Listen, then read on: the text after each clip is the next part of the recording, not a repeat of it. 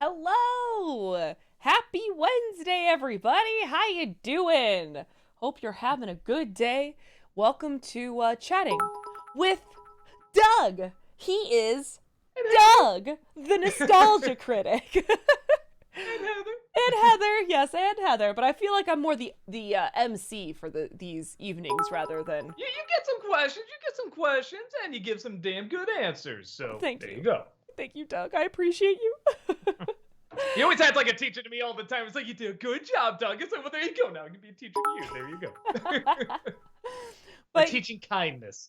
oh, I'll take that. I'll take that.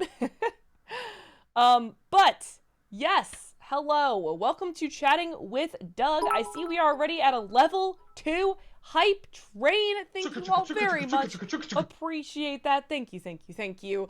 So let me get down to the rules so we can get down to business to defeat the Hun. And I will not be singing it because that's how the Disney remakes do it. No, I'm just kidding. um, anyway, so first and foremost, we give priority to bit messages since that is some real world money spent. Sometimes we do have time for highlighted questions at the end of stream, but please hold off your highlighting until the end of stream because I cannot scroll up to the top of the live feed and see your question now. I just can't do it. So save your highlighting for later. And what else? Wow. No paragraphs, please. Sorry, my brain went dead for a second there. Watch the length of your questions. The longer they are, the faster I have to read it, and the more likely it is to get lost in translation what you're even asking or trying to say.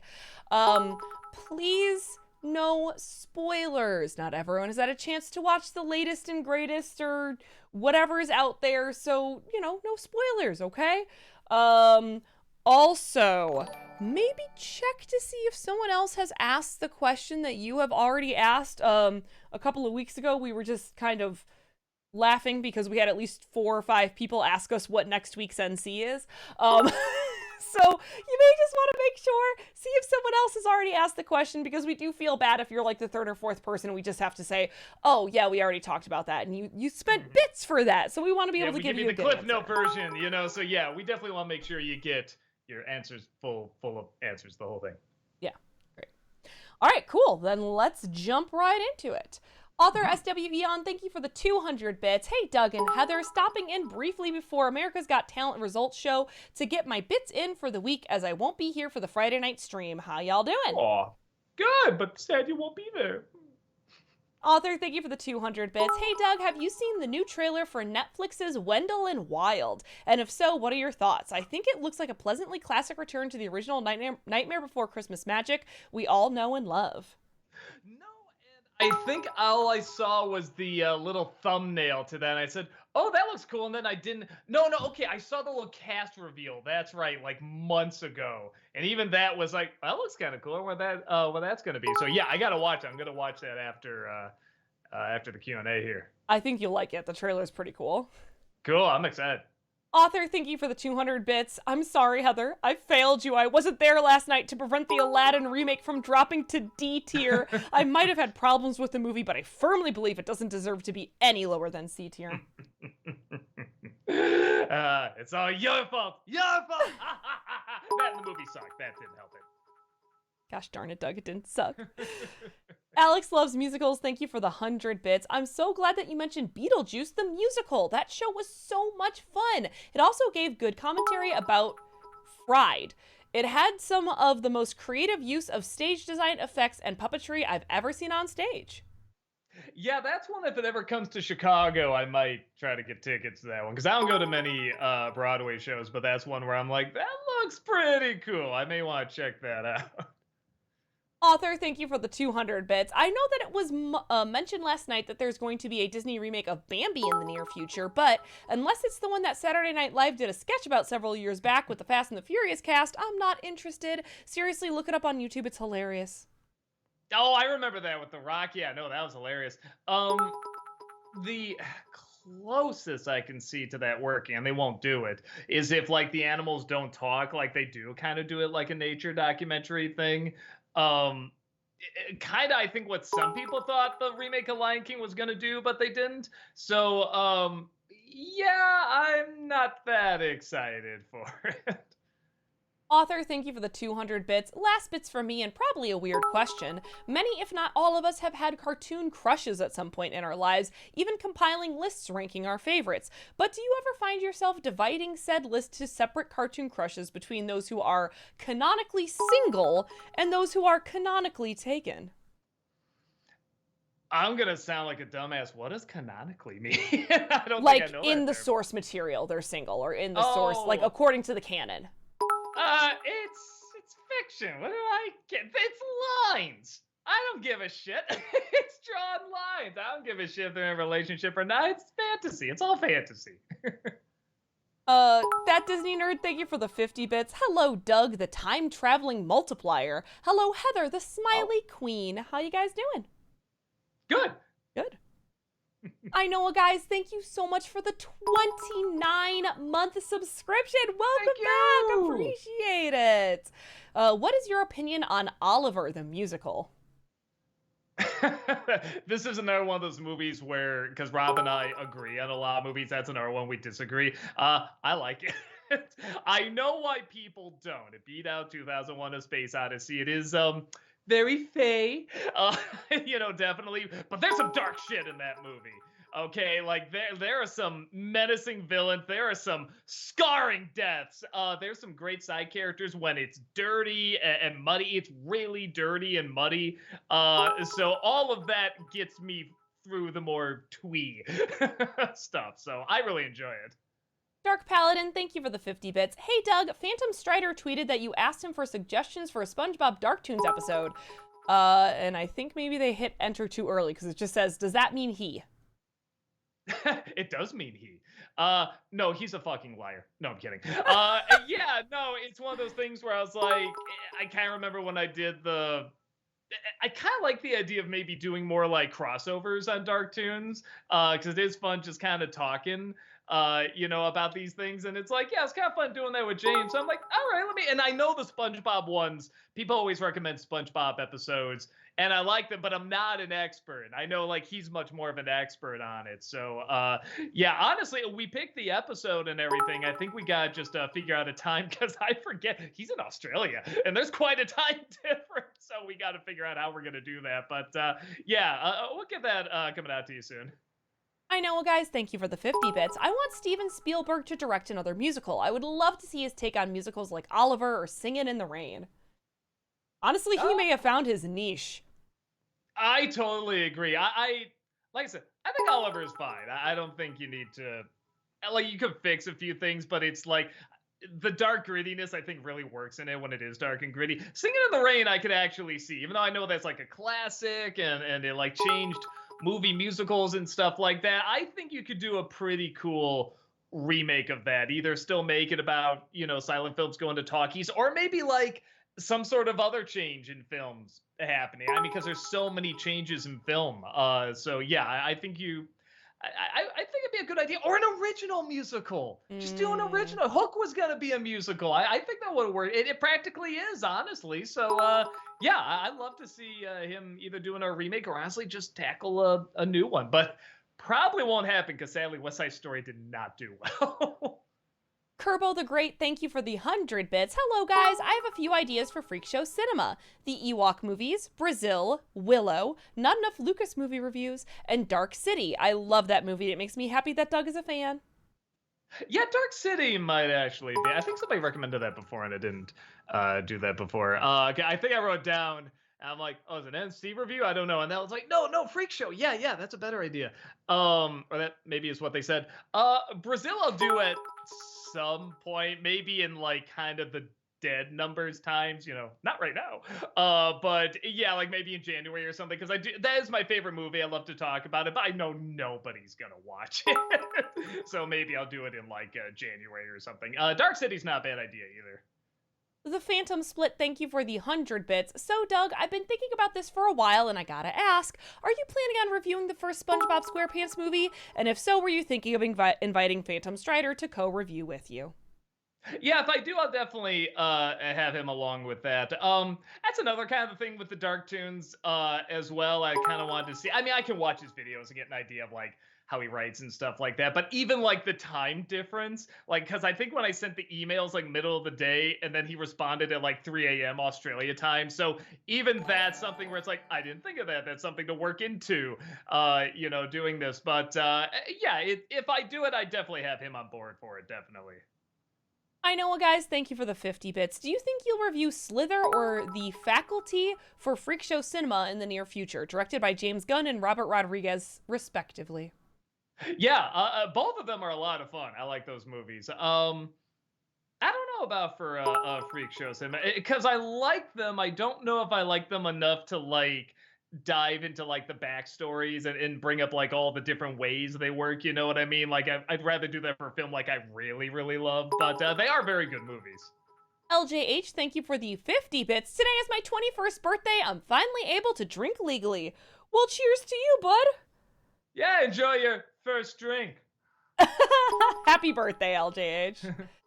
Stiff Guy, thank you for the 100 bits. Olo Megaminds. Olo.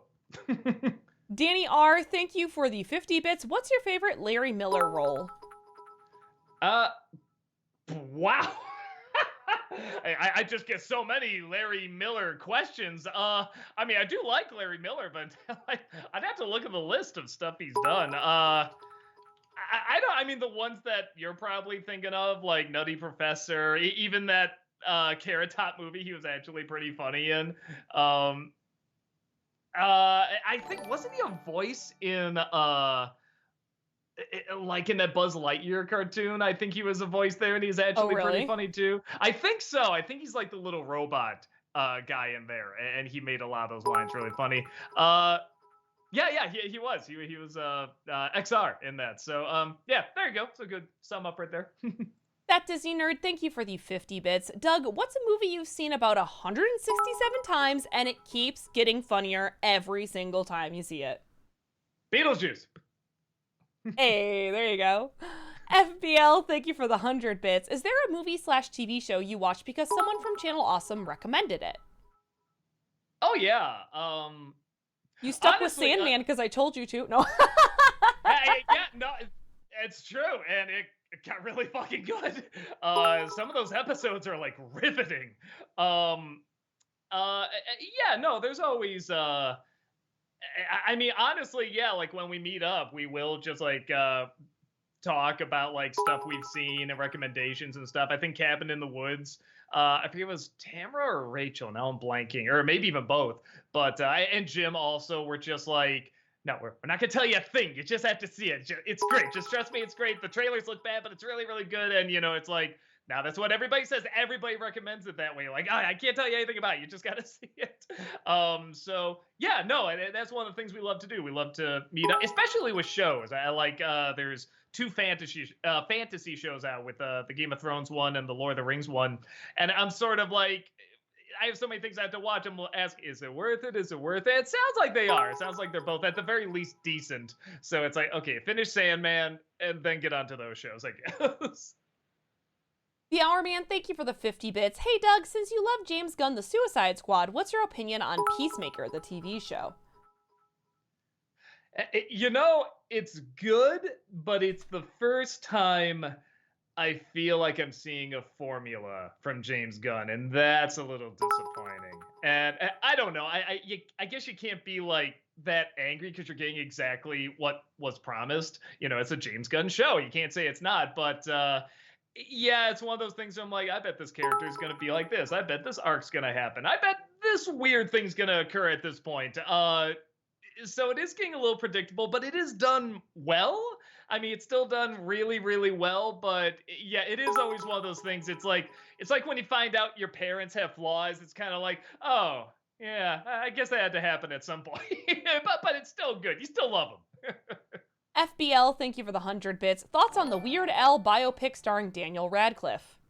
It's not out I yet. haven't, yeah, I haven't seen it yet. I was gonna say, yeah, I think it's only the trailer, but the trailer looks like fun. I think that's such a funny idea, doing it like those, kind of like the Dewey Cox story, where it's almost like a satire of musical biopics. So I think it looks like fun. I think that is a really funny casting choice. That dude, I don't know, because he did not impress me as Harry Potter, and I really think he's comedically, especially, he's really turned in some very, very entertaining stuff. So yeah, I've actually really enjoyed watching his stuff recently. FBL, thank you for the 100 bits. Hint for next week's NC? um, I don't know. Fantastic. I act like I'm always surprised by this question. It's asked every single week, so I don't know why I'm always so dumb and I don't think of it. Honest reviewer, thank you for the 100 bits. Doug! Ha! You appeared. It works even without Beetlejuice. Okay. Hewlett fan, thank you for the 50 bits. Hello there, you visually sumptuous individuals. Love the Beetlejuice review. I'm amazed it took you this long to cover this gem. Will you cover more Burton films this month? This month? No.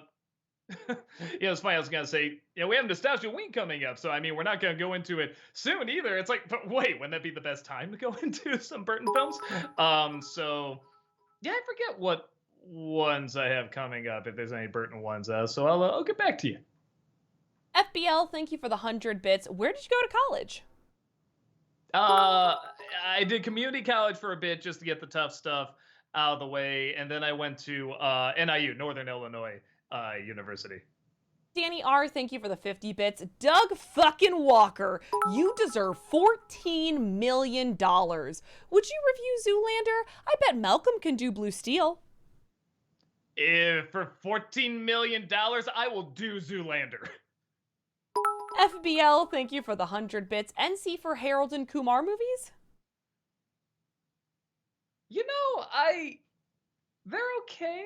I don't think I could talk that much about. All it would be it would just be the Neil Patrick Harris scenes. That's all it would be. That's like the one consistently phenomenal thing in all those movies. Yeah, aside from that, it's like they're all right. I don't get like a ton of laughs, but just enough to be like, oh, that was a good time. I see we have a lot of new people in chat today, guys. Just so as a reminder, because some people are repeating a little bit, please don't repeat your questions. We are giving priority to the bit messages. We can get to highlighted questions at the very end, but save your highlighting, okay? Until we get to it.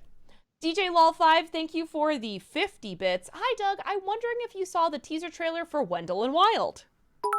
Not yet, and it's so funny because I saw the thumbnail, but I didn't see the actual trailer yet. So I will get to that as soon as I can, probably after the stream. FBL, thank you for the 100 bits. Thoughts on the trailer for the movie Smile? I didn't see that. I think it looks like a lot of fun. I mean, Christ, you know me and creepy smiles. I love creepy smiles, and that's like the whole gimmick of the movie. And then there's one funny as hell scare at the end of it that is so silly. you gotta laugh at it. You gotta smile. So I think it looks like a lot of fun. That Disney nerd, thank you for the 50 bits. I would like to explain why I said I'd rather watch Sorcerer's Apprentice than rewatch Fantasia last night. In another bit message, because I don't want this message to be too long. LJ... Oh, okay. LJH, thank you for the 50 bits. I know it's not as good as early Simpsons or South Park, but do you have a favorite Family Guy joke? God, Family Guy joke. I like a lot of Family Guy episodes. I haven't watched it in years, but I'm trying to think. Like I'm going to the ones that everybody knows, like the chicken ones, or like the one where like he turns real, like they have a puppet there and stuff like that. Oh, I think any of the Star Wars ones. I think my favorite one is in the Return of the Jedi one, where they like the Ewoks make up her hair, and they keep saying, "What, they made up your hair?" It's like, well, yeah, they're a different race, but they did the hair. It's like, well, maybe it's part of their culture. Now the other Ewoks have hair like that. She says, "What can I say? It's not as good as Empire." I thought that was so good. FBL, thank you for the 100 bits. Thoughts on Inglourious Bastards? I like it. I think Rob likes likes it. A great movie. Yeah, I think Rob likes it more than me. I know that's some people's like favorite Tarantino film. Christoph Waltz is easily like it's his movie. I mean, it really is. But it is good. Maybe because I knew some of the stuff going in, like I knew that Hitler gets, killed off at the end and stuff like that. Like that surprised me. That's one of the few times where I was like, yeah, maybe I shouldn't have known anything going into that one. That's one of the few where the spoiler might have gotten in the way a little bit, but it is still really good. I love the conversations, and I think I am German because I do three like this whenever I hold up three fingers. FBL, thank you for the 100 bits. Thoughts on Burn after reading? Uh, yeah, I like it. It's a little clunky here and there, but that's also part of the charm. So yeah, I remember like it's all worth it just for the ending in the last few lines. FBL, thank you for the 100 bits. Thoughts on A Serious Man? I like it. Actually, it's funny because I feel like that's one of my favorite Coen Brothers movies, but then I always forget it's even a thing. When I go through the list, I'm like, oh, A Serious Man, right? God, that's a great one. That one's so good. So yeah, I don't know why I always forget about it. Fifth Guy, thank you for the 100 bits. Hey, Doug, are you a flight attendant? Doesn't it show? I don't have a joke for that. I don't even know how to respond. Because you do the hand motions while I explain the rules. Oh, there we go. Okay. You know what's funny? In one of the DVDs, I think I did get in a flight attendant outfit, showing how the DVD menu works and stuff like that. So honestly, it's not that weird a question. The more I think about it. Sorry, I'm laughing at Waveflow. Doug has ruined the History Channel for me now with that spoiler. FBL, thank you for the 100 bits. Most overrated and most underrated movies. I mean, I've talked about ones I think are over. I think Moulin Rouge is overrated. I think the Matrix movies are overrated. What else? I don't think Casablanca is overrated, but I don't buy the romance, and I think that's a problem. I think that's a big problem for me. I'm like one of the few people that doesn't buy the romance in it. Underrated, I think Where the Wild Things Are, I think is very underrated.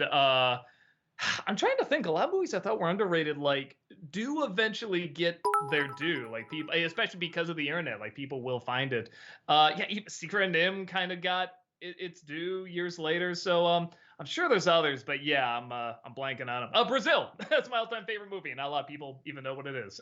I know, guys. Thank you for the 50 bits. Do you think you'll review another TV show in the near future, like The Amazing World of Gumball, perhaps? I know at some point we'll do another collection of shows, probably Kids WB is the next logical one to do, but we're gonna space it out because we had a lot of things kind of get in the way of stuff this year, and a lot of people doing a lot of stuff behind the scenes that would get in the way. So next year I think we're gonna get back into doing that. Oh, we usually do them in April, I think, April or May. So yeah, probably around that time we'll get back into doing those. Danny R, thank you for the 50 bits. What is your favorite Riff Tracks movie? Trying to think. So I don't know if this counts, but I love watching the commercial shorts collection. I watch that every December because it legit puts me in the mood. It's really, really funny, and it really, really puts me in the mood for Christmas. That's why they're all wearing Christmas sweaters. They're watching Christmas shorts. Weird Al is in one, which I guess doesn't have much to do with Christmas, but he did do Christmas in Ground Zero, so that's something. Yeah, I just always get put in the spirit weirdly. Noah Zinner, thank you for the 100 bits. Doug, can we get a clue to next week's NC? Do it again. Talkative Carl, thank you for the 50 bits. Remember that writer's strike years ago? Do you see that happening for the VFX artists because they're paid poorly? It almost happened, actually, a couple of years ago. A whole bunch of artists, because my husband's an artist, so we know a lot of artists, animators, people like that. They changed their profiles and were to all black squares during the Oscars, and were doing all these petitions to have VFX artists more recognized for the Oscars, and to show some solidarity, because there are so many of these studios that crop up and then are completely destroyed and underpaid by one movie. So yeah, and I didn't know any of this until I think the stream last night. I mean, it's I just awful. Everything is special effects and everything is digital effects now, so that's really surprising to know that. So yeah, I hope. I hope the best thing that can happen to that, them getting, paid more and stuff, and at least gain the recognition they're due. I hope that's what happens. Yeah, yeah. So, I mean, I hope it doesn't come to a strike, but it might.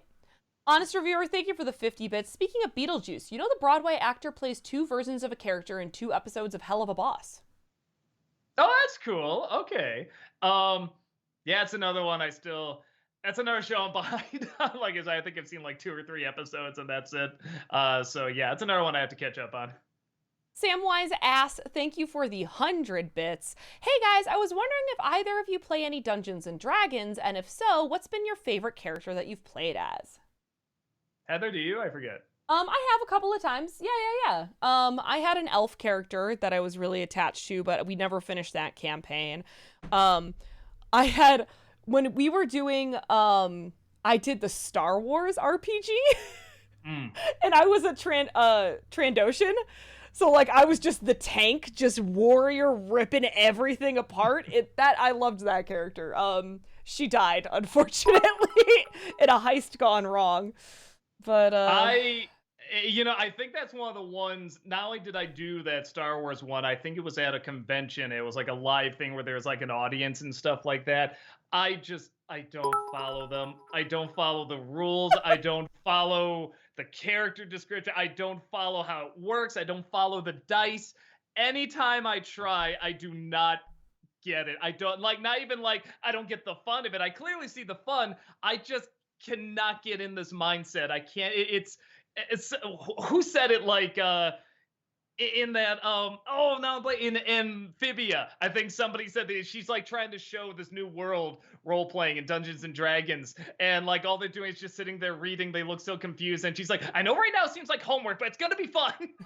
And that's all it's like, homework to me. It's creative homework, but it's homework. So I can't do it, but I'm missing something because it is huge and it's so imaginative and so many things have come from it. So yeah, I know I'm missing something, but I'm not eager to find out what, if that makes sense. I'm telling you, you got to get into a little game with Ayana. Ayana is a fantastic DM. She's a great dungeon master. We'll see. I don't know. Something about my brain just turns off. I think I've done it like maybe 2 or 3 times, and every time when they're explaining the rules and how it works, I'm just, I just don't get into it. FBL, thank you for the 100 bits. Have you seen / heard of the Rowan Atkinson shows, Not the 9 O'Clock News and The Thin Blue Line? I saw Thin Blue Line. That was okay. A lot of good actors. But the writing I didn't think was anything that special. I don't know if I've seen the news one. I've seen some stand-ups he's done, like those HBO specials and stuff, which are pretty funny. But yeah, I don't think I've seen that one. That Disney Nerd, thank you for the 50 bits. While I fully appreciate the segments, the art, this is the Fantasia. While I fully appreciate the segments, the art, the music, and the animation of Fantasia, I find it so boring. The segments are memorable, like Sorcerer's Apprentice, Rite of Spring, and of course Night on Bald Mountain. I just can't see myself rewatching it ever again. Oh yeah, this is very similar to like 2001. Or to some people, The Godfather as well, where it's one of the greatest movies ever made. And I do agree, but it's not a film that's going to win over everybody. And it's definitely not something where it's like, oh, you're just not patient. Oh, you just don't get. No, it doesn't work that way. It's going to grab you or it's not.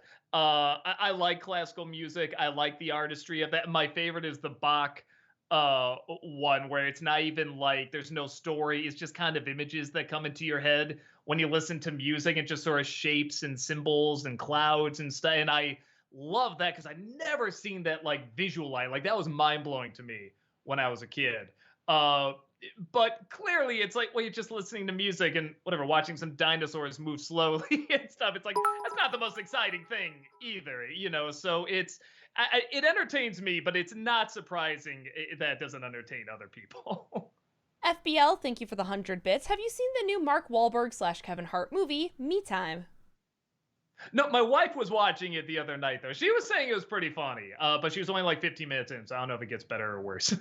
LePew, thank you for the 50 bits. What are some occupations would you be interested in if you were born in different eras throughout the ages? I think I'd pretty consistently be a teacher in most ages and times.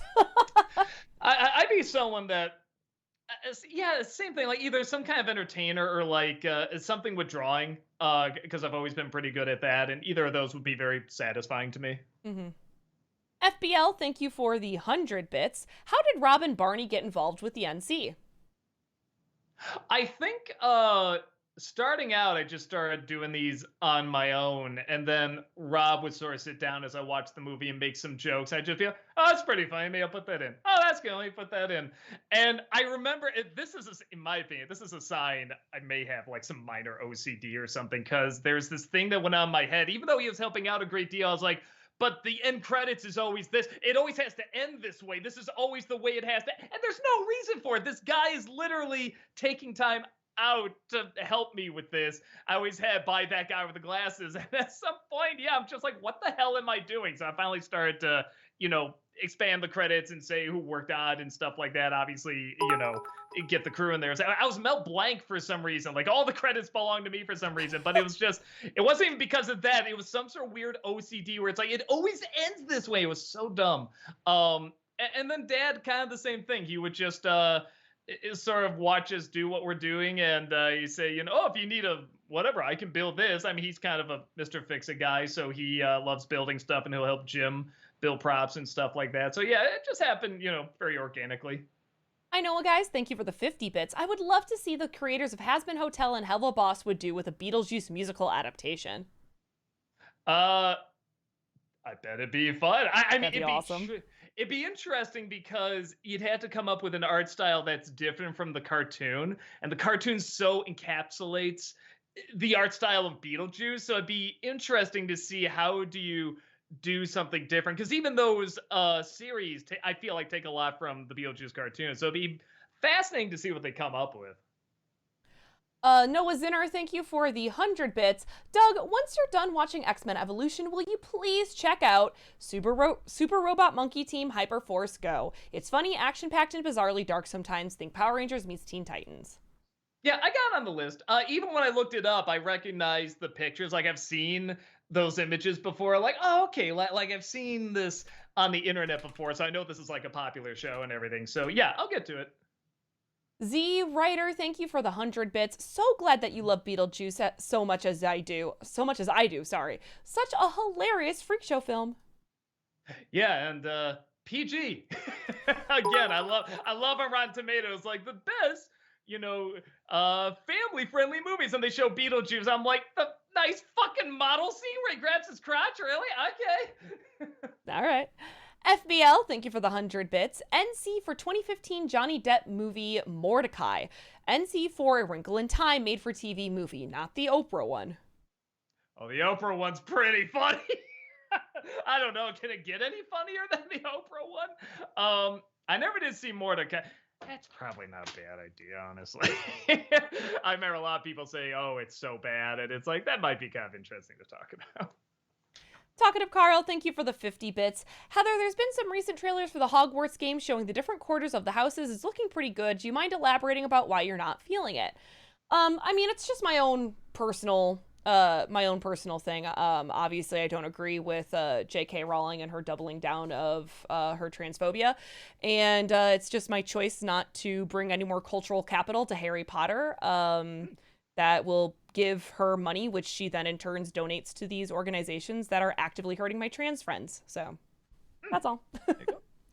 That Disney nerd, thank you for the 50 bits. While Sorcerer's Apprentice, the remake, I find a lot more fun and easier to watch. So while Fantasia is a much better technical achievement, Sorcerer's Apprentice to me is a more enjoyable and rewatchable film.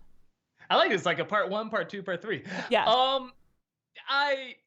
Yes, if you like it and enjoy it, please do. Yeah, I mean, in my opinion, critics should be there to sort of like bring a new point of view or kind of a fun way of looking at something, whether it's positive or negative. I don't think it should change your mind per se. Like if you really enjoy it, like the way you explained all that, I totally get what you're talking about. So yeah, and if anything, it makes me go, oh, okay, yeah, I can see how someone would get more into this than Fantasia and stuff. So yeah, see, so maybe you wouldn't be a half bad critic. Danny R, thank you for the 50 bits. What are some of your commercials you may be doing for your special this year? Oh, what the fuck was that one? It was a Japanese one. I think somebody was it Long Man? Yeah, that we gotta get in there, man. man. That's way too funny. I've been saving them, like, in a little bookmark tab on the side there, but yeah, that's the one I remember where I'm just like, oh, we gotta do that. Rob showed me all of them in a row, and I'm just like, these are massive. These are the new Senkatas, you know what I mean? FBL, thank you for the 100 bits. Have you ever played Akinator? It's an online game that guesses the character you're thinking of. I Akinator? am not aware of that. Akinator. No, okay. I do not neat. know that. All right, yeah, check it out. Sounds interesting. Honest Reviewer, thank you for the 50 bits. I sadly missed the Disney remake tier list. I'm assuming Lion King ranked pretty high. Well, high, you mean the lowest grade there is, then yes. FBL, thank you for the 100 bits. Any more Yule Bowl? I can never say the name, I'm Movie sorry. Bowl. Yes, thank you. Reviews, you should review the documentary made about him. Oh, I didn't know there was a documentary. Actually, sounds really interesting. Is it directed by him? That would be interesting. It's weird because everybody keeps recommending Movie Bowl movies. I think they're really boring. Like, I did a couple because people, want me to do them, but I'm just like, this isn't a fun bad to me. Like, Shyamalan is a fun bad, you know what I mean? Yeah. Tommy Wiseau is a fun bad. Uwe Boll's just very dull looking and dull acted and just, I don't know. I never got into it. Noah Zinner, thank you for the 100 bits. Doug, could you do an NC for the movie Shorts by Robert Rodriguez? It's a film I think you could get some good jokes from. I heard of that. Some people were asking me about it. Maybe. I hate to say it. I feel like I should talk about more good Robert Rodriguez movies because I feel like I have to start off every review where I'm making fun of him and say, I like this guy. I really like this guy. I don't know. I got to do like the Sin City movies or something. Do some good stuff. CJ Noel Lopez, thank you for the 50 bits. Another commercial recommendation. Please, please, please do the Education Connection commercials. Oh, I don't think I know that. You don't know the Education Connection? I don't think like so. Some girl, oh man, it's like, I think it's been getting a lot of traction again on like TikTok or Twitter or something again. It's like, it's old, yeah, 13 years. Okay. Yeah. Used to be on when I was younger at nights. Education Connection. Okay, I have never seen these, so okay, I'll at the very least check them out. Talkative Carl, thank you for the 50 bits. You know what's ironic? The MCU started with Iron Man starring Robert Downey Jr., who was recovering from addictions and was known to be problems. Now Warner Bros. Wants to start fresh with the DC Universe with The Flash starring Ezra Miller, who is beginning their problematic issues. I guess there's that. I hope he's getting help. Did he say he was checking into something or no? Yeah, they are. They're checking. Okay. That's right. Yeah. Yeah. Ezra Miller does use they them pronouns. They said they are. We'll see. I think one of the key differences, though, between the Ezra Miller situation and Robert Downey Jr. is Robert Downey Jr. wasn't accused of like some doing things with minors.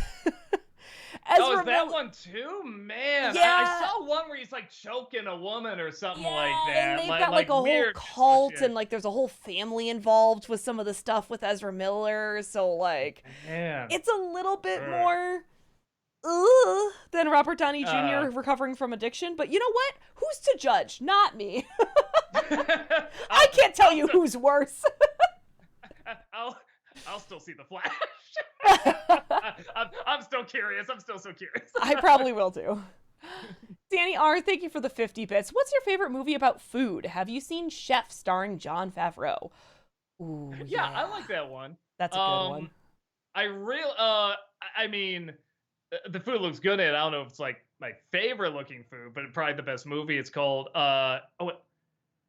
Eat, Drink, Man, Woman, I think is what it's called. It's an Ang Lee film, and it's very, very good. It's one of those films where you do get really hungry watching it, but it's one of those where it just has like the perfect ending. You're watching it, and you're just like, and stop right there.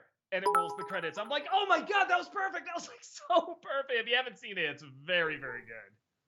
M. Tappet, thank you for the 50 bits. What do the both of you want announced at D23 this weekend? Ooh. I mean, more details about the Fantastic Four movie. Same thing, except X-Men. X-Men's the thing I'm waiting for in the MCU. But yeah, I'm one of those where it's like I know there's always like big drops and stuff like that. And I don't really get I never keep track of them until they just come out because I don't know, what's that Rock movie coming out? Was it Black Adam or something Yes. like that? And it's like I don't know anything about Black Adam. I'm not gonna be like, oh, I can't wait to see that. It's like, oh, let the trailer speak for itself. It's like, okay, that looks like fun. So I try not to get my anything too excited. But yeah, I'm a big X-Men fan, so anything about X-Men in the MCU, I'd be pretty excited to hear about. I know, guys. Thank you for the 50 bits. Doug, will you review Japanese commercials for your next commercial special? Well, I mean, we were talking about that Long Man. So yeah, is it Long Man or just Long Man? I can't remember. It might be long. Okay, yeah. I'm so excited to talk about that one. FBL, thank you for the 100 bits. Is there any franchise that you think Julie Taymor would be perfect for as a director? A franchise. Actually, I'm watching it right now. Sandman. I think she would do an awesome episode of Sandman. Noah Zinner, thank you for the 100 bits. Doug, I know you're not a fan of the liar revealed cliche, so my question is, what are your thoughts on an episode of Amphibia in season 2 that has the same cliche with Anne and Hop Pop? I thought it worked well. It works okay. I like what they did with it too, is that they kind of address in an episode and then they decide to move on. But then the next episode, they haven't quite moved on yet. They're still kind of like processing it. I like that. That was a clever touch. Now, of course, the episode after that, they're fine. You know, the idea of the episode was it's going to take time. Well, yeah, one more episode. But I still like that they addressed that. And they're saying, you know, sometimes it doesn't wrap up in a little bow. That doesn't mean it don't forgive you and everything. It's just it's going to take some time. And I like that. It's a very, very mature message. Danny R., thank you for the 50 bits. Which movie is worse, Milk Money or Kid in King Arthur's Court? I vote Milk Money. Me too. Kid in King Arthur's Court is stupid, but Milk Money is like stupid and like insulting and ewy and creepy, and it's no, that's clearly Kid in King Arthur's Court. You can still show your kid. Milk Money, you can't. I don't know who the hell that movie's made for. General Kenobi, thank you for the 50 bits, and I appreciate that you asked the mods if this was cool to ask before you asked it. Appreciate that. Thank you. Do either of you remember where you were and your thoughts on the day of the 9/11 attacks? Because that is coming up in a couple of days, the anniversary. Oh, it is, isn't it? Yeah, it's September 7th today. It's, I mean, I think at that point, I think I was in college, so I didn't have class that day, so I was just sleeping in. And my dad, I was still in my folks at the time. He knocks on the door. He's like, "You probably want to turn on the news." And yeah, that was very strange. And both towers were already hit by that point. So there definitely was a, you know, something where, I mean, it's terrible to see, but then you hear the other stuff about like the Pentagon and, you know, another plane crash. I mean, you're just like, you're gonna mourn, but you're first like, okay, anything else gonna happen? And you're just kind of waiting for something else, and then nothing did. It's like, okay, now we can process this. Your mind does kind of go into fight or flight. But yeah, no, I remember my girlfriend's brother at the time. He was at high school, and they let everybody go early, and he came back. And this guy is like, you know, this was a great kid. You know, he's like a basketball player. He was a jock. You know, we make jokes all the time. He just came in. He says, "I feel like I need to give everyone a hug." Oh, you know, yeah. No, it was definitely like everyone just I think what Jim Carrey had a great line. He said everybody knew someone in that building. Like even if you didn't, we all knew somebody in that building. I thought it was a good way to put it. Yeah. I was in high school, and I vividly this is a little backstory because I was in a social studies class, and my social studies teacher that year was next to his best friend, who was also a social studies teacher, and they used to play pranks on each other. We had a connecting door, so they used to open the door up and toss papers in, or open the door up and be like, "Queen Elizabeth is dead," and shut the door. They would just make joke announcements to each other, God.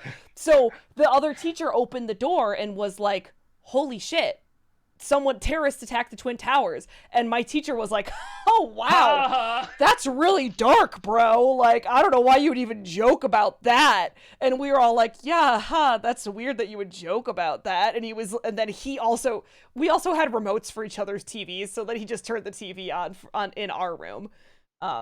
They didn't let us out early, but no one taught anything that day, you know? Okay, this joke's going a little far here. Yeah. But, Yeah. Yeah, no, that's quite a way to find out. Yeah.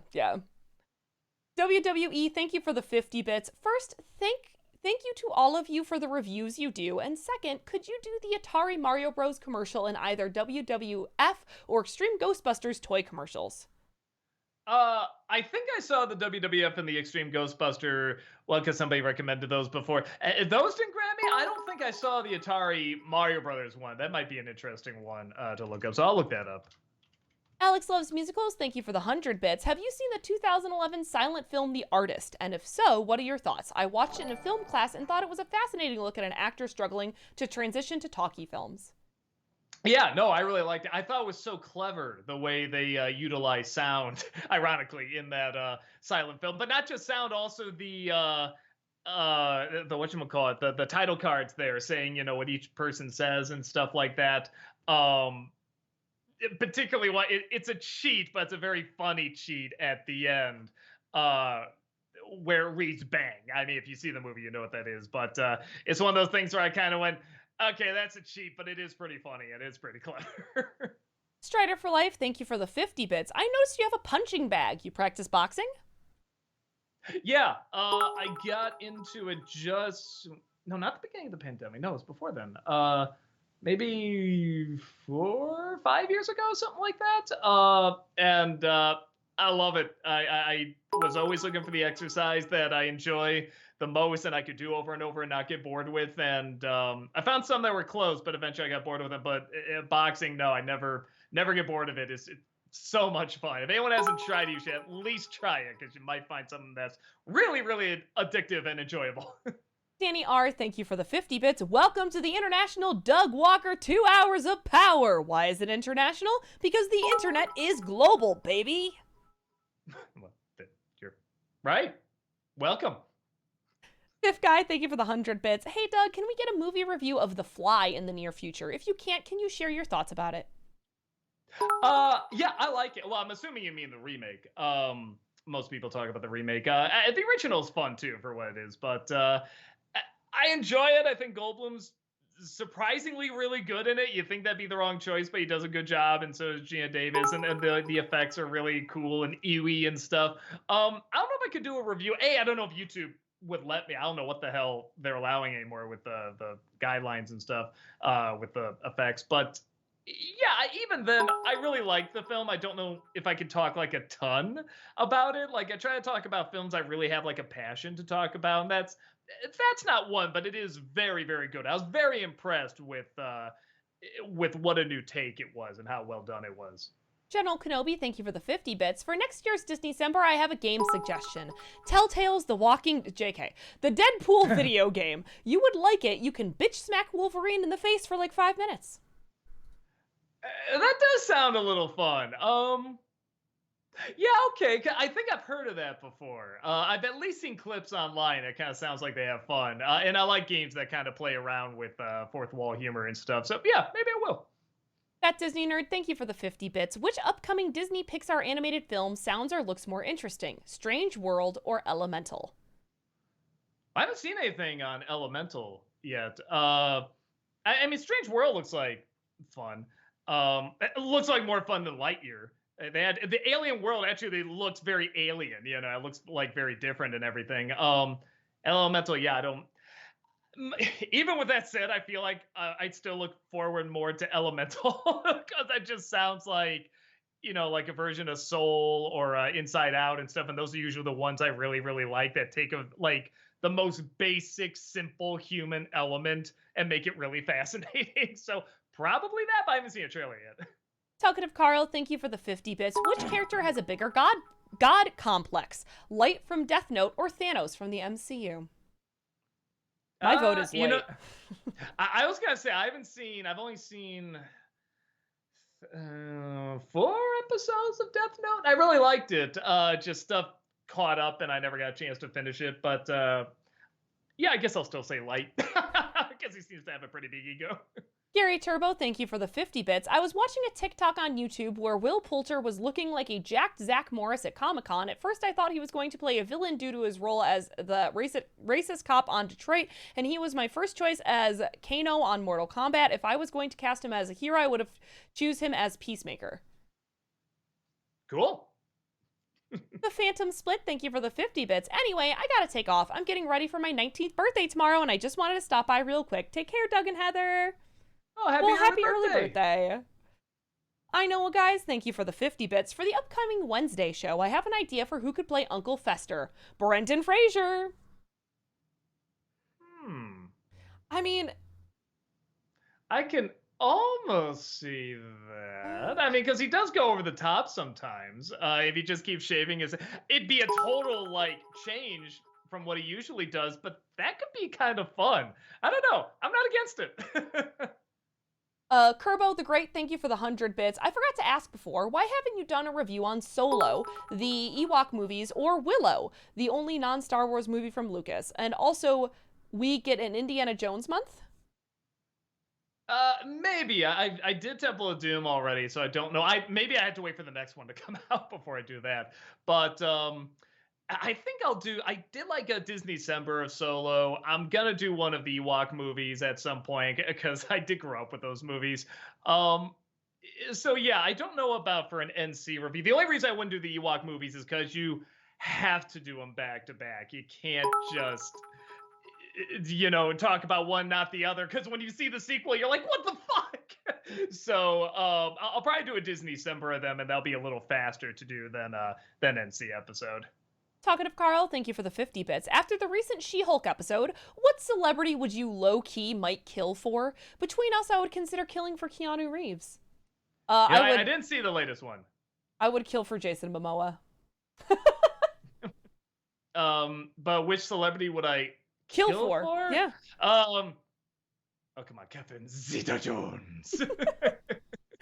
Z-Writer, thank you for the 100 bits. Hey there, Doug. Been watching for a few years, and I'm waiting to see if you'd ever review No Country for Old Men. It's my favorite film of all time, and I love that you parodied it in your Freddy Got Fingered review. Yeah, and when I first saw it, that is one of those films I'm not afraid to say I didn't understand when I first saw it. I still liked it, but I didn't fully follow it, and I kind of made fun of the ending, I think, when it came out. And now looking back, I'm like, shit, this is a really goddamn good movie. It was like a brilliant movie. Yeah, that's another one. I don't think I could add too much to it. In a way, Freddy Got Finger review is also kind of a review of No Country for Old Men because I'm kind of doing the same thing and saying why it's so good that when No Country for Old Men did it the way they did it. So yeah, I don't think I could add much that's very new to it. Danny R., thank you for the 50 bits. Can you do an impression of Michael Shannon's reaction to finding out that he was signed on to Kangaroo Jack? I will leave this! I don't know. I'm sure I did something in the review, but I can't remember what it was. Cypher, thank you for the 100 bits. All right, hear me out. What if, instead of a bat credit card, he pulled out bat bucks? Bat bucks out of his bat butt. Who would be? I mean, will like Adam West be on it, like the original Batman? Is that the idea? You know what? In that film, yes, I'm sure that would work. Honest Reviewer, thank you for the 100 bits. So how are you still enjoying X-Men Evolution? Wondering will the next show after be either Spectacular Spider-Man and or Clone Wars micro series, since both series are relatively short? I'll probably do that. I can never say the name. That monkey show, the Ninja Monkey Show, whatever. Because I have had people request that before. I'm really liking X-Men Evolution quite a bit. I really didn't think I was going to. I'm getting into characters I did not think I would be into. I'm like legitimately into like Cyclops and Jean, and like Wolverine and Storm. I'm like, Yeah, whatever. They're in the episode. I don't care. Really, Cyclops and Jean, what's gonna happen? I want to see them grow. I want to see them, like evolve and everything. I actually kind of like Goth Rogue. I like it's a send back to her origins and stuff like that. There's a lot of, and it really ties into the teen angst very cleverly, which again is how the X-Men comics started off. So I feel that works a lot better in a show than in a movie, because I feel like they tried to do that in the movies, and with the exception of First Class, I never feel like they quite got that down, but I think they really nailed it in the show. Strider for Life, thank you for the 50 bits. What part of the MCU was both hype and terrifying for you? For me, it was the last episode of Loki. Like it was both exciting and like Terrifying, yes. Okay, I don't know. There's not much in the MCU really like scares me. Yeah, maybe like oh, okay. I mean, I guess I can't go into spoilers, but in No Way Home, when a certain character dies, and you put together, oh, this character is in fact dying right now. That was legitimately like, oh no, like I don't know if that's like a scary moment, but it was like, oh, like that hurt my heart. Yeah, for sure. Fifth Guy, thank you for the 100 bits. Question for Doug and Heather: what movie genre best defines your taste in films? Ooh. Maybe dark comedy, I guess, like surreal, different, out there, mean-spirited comedy. Yeah, maybe like sci-fi fantasy action? But then I also have the random outlier of movie musicals. There you go. That Disney nerd, thank you for the 50 bits. Were you able to check out the Muppets Haunted Mansion? It's personally becoming a cult Halloween classic to me. No, not yeah. That's another one I had to move. It's fun. I know. No, I had to move it down the line because too many other things kept popping up this Disney December, and I'm just like, oh damn it, because I hear it's like you said, like it's actually a lot of fun, but I still haven't had a chance to check it out. Especially if you know the ride. Yeah, if you love know the ride, ride, yeah. then you'll get some extra chuckles or get the references. Okay. I know, guys. Thank you for the 50 bits. Doug, I'm not going to lie to you. Bullet Train is one of my favorite films this year. It's over the top bonkers in all the best ways. Yeah, I thought it was all right. There weren't many laughs at the screening I was at, but it was one of those things where it's like, all right, I'm in this enough. I'm glad I saw it once. I don't think I ever need to see it again. Strider for Life, thank you for the 100 bits. Since when he got his own horror film, why not the Wilkins Coffee Puppet? Hell yeah, I am totally on board with that. Who says the commercials aren't their own horror film? Fifth Guy, thank you for the 100 bits. Do you consider yourself a good critic? I mean, a critic's all I need. a critic that can make a living doing what he loves. That's enough for me. Fifth Guy, thank you for the 100 bits. I may have bought too many cheers. Well, thank you for sharing them with us. We appreciate it. Thank you. FBL, thank you for the 100 bits. What's the best example of a movie sequel that's better than the original? Empire? The Purge. Empire, yeah. Godfather. I'm sure there's others. You could argue Aliens, though that's a little trickier. Terminator. Yeah, there's quite a few. Mr. EC Gamer, thank you for the 50 bits. Doug, I've been doing this for a long time now. Are there any films you did in the early days that your opinions have changed on? Like, have you finally realized the cinematic perfection that is Batman and Robin? I will say I enjoy that film a lot more now. Rob brought up a great point because he's doing that fanscription of Batman and Robin, so he'll kind of look up images, when he was writing it too and stuff like that. And he says, man, in clip form, this film is hilarious. It is so bonkers and so crazy. And it's just doing that weird Adam West thing in its own unique Schumacher way. It's so much fun. But then anything past 10 minutes, it's like, oh my gosh, shoot me. It just keeps going. So I think that's a good way to sum it up. If it was just in snippet, that's why the Adam West show works so well, because it is in snippets. And even that movie, his Batman the movie, the Adam West one, worked okay. It worked just well enough. But yeah, I think there is a time limit. Also, that's not what we wanted. It still has Michael Gough as Alfred and stuff like that. We wanted a real legit Batman movie.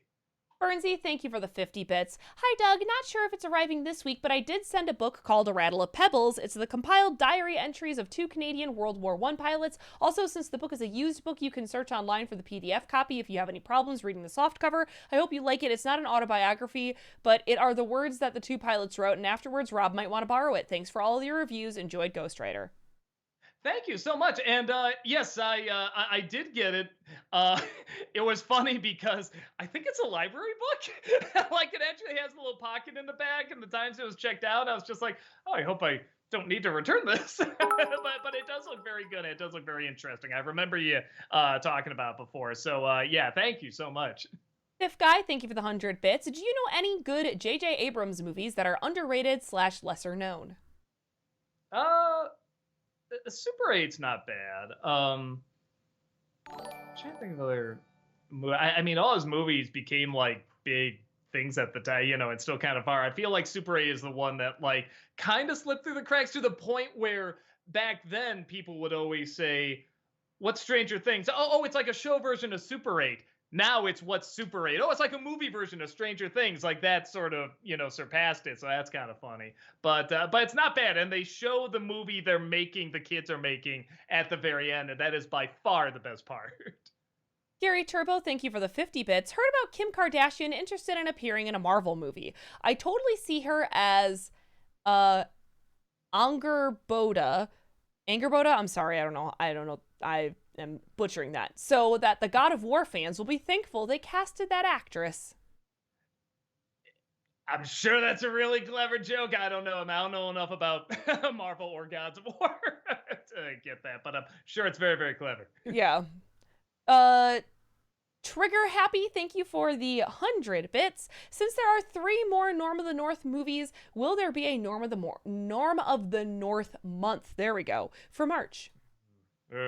I don't know if I can think of one was enough.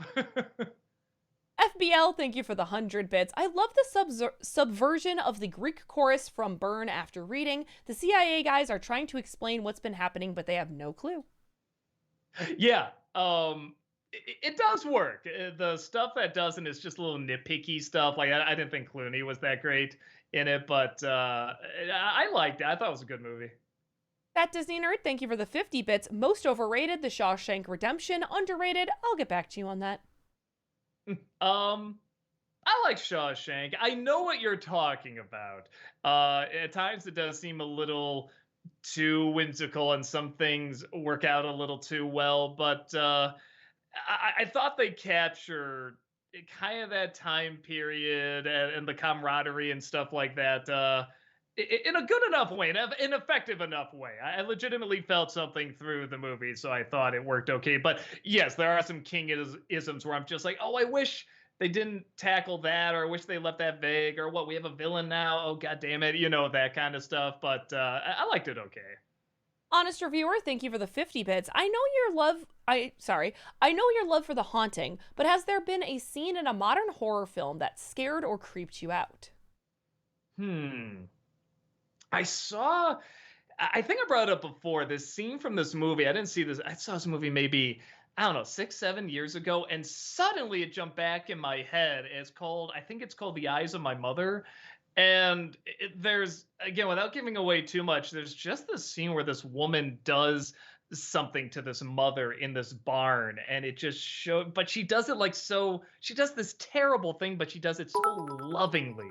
And just the sound like the mother makes is just so, like, it stayed with me to a point where I had to watch it again. It was on HBO Max, and I watched it again. I'm like, oh yeah, God, that's still like horrifying.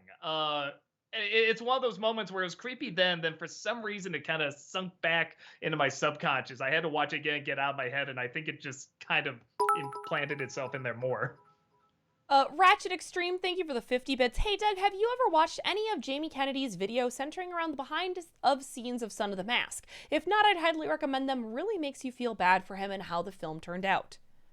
I saw the first one, and it didn't seem like he went into much detail, so I didn't watch the others. It wasn't bad. It was just kind of like, it felt like a lot of filler.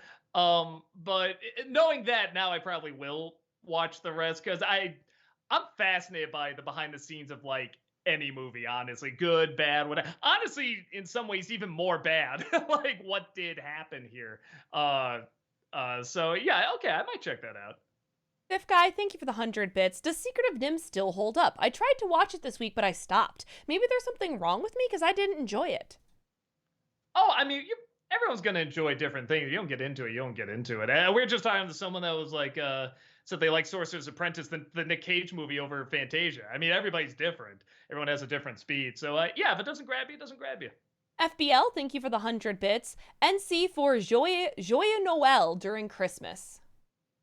You know, I put it on one of the like top 12 best Christmas or another top 12 like best Christmas movies to watch and stuff like that. It is very, very good. I don't know if I could bring that much new to it outside of what I said in that list, but yeah, it is a very, very good movie.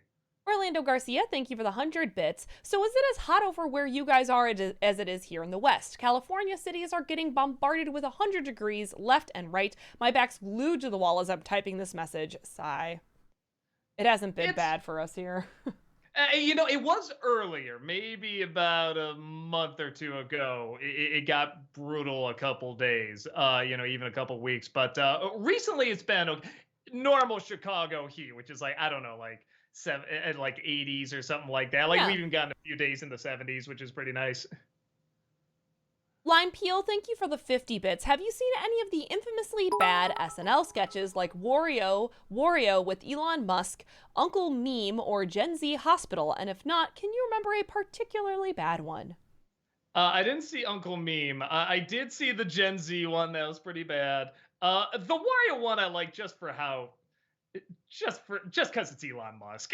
That's one where it's like, I know this technically isn't good, but I'm like, just seeing Elon Musk with the stupid Wario and do the voice, I'm like, nah, this is making me laugh. But yeah, every time I will say this because I've definitely there's sketches on SNL that I'm like, oh my god, brilliant, and then there's ones where I'm like, oh, that's painful. I They have to be really bad for a really long time, which has happened in the past, in order for me to say, "Oh, that's it, they're gone. I'm not watching them." Whatever. Right. They for how long they've been around, they have had so many ups and downs, and much worse downs than the recent, bad ones that have come out. So, yeah, definitely not like no, it's a write off, kind of thing. But yeah, I've seen the bad ones, and they're bad, but they're not the worst that I've seen from SNL. That Disney nerd, thank you for the 50 bits. I got it. Most underrated Rise of the Guardians. Uh, yeah, I like that film. I don't love it though. That's another one where it's like, yeah, it's just a few too many little clunky things in there that don't quite click. But it is good. I will admit I haven't seen it since it came out, so maybe I should watch it again. Maybe I'll like it more now. Fifth guy, thank you for the 100 bits. Thoughts on Rick Moranis as an actor?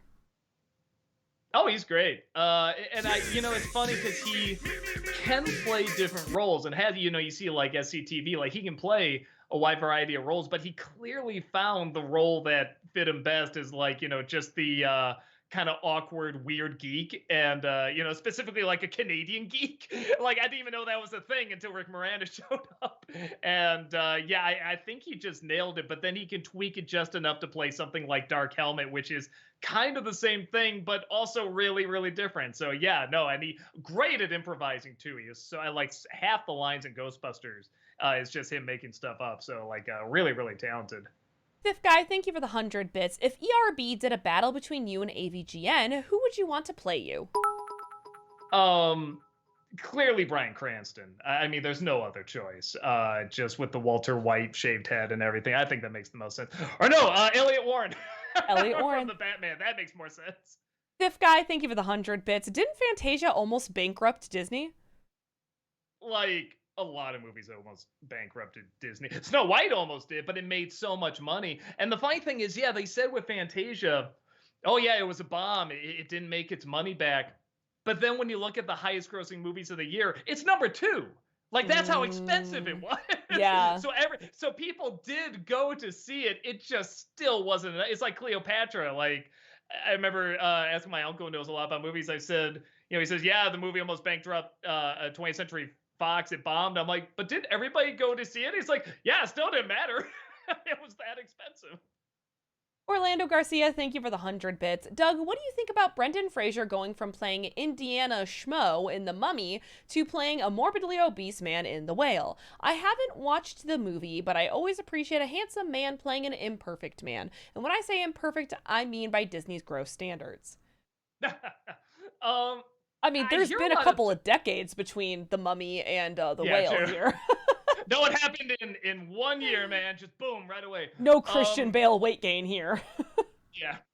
I mean, I think what I've been seeing of him as an actor has been great. So I've been hearing good buzz about the movie, so I'm looking forward to it. I guess it's supposed to be a really great play too. So yeah, no, I'm excited. I think like most people, they want to see Brendan Fraser like keep coming back. You know, like they're excited about it. They're like, we like this guy. We want keep going.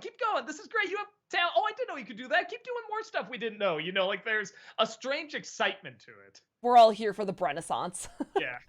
Hewlett fan, thank you for the 50 bits. Doug, have you seen Everything Everywhere All at Once? It's an absolutely incredible film that's like the better Matrix film this year.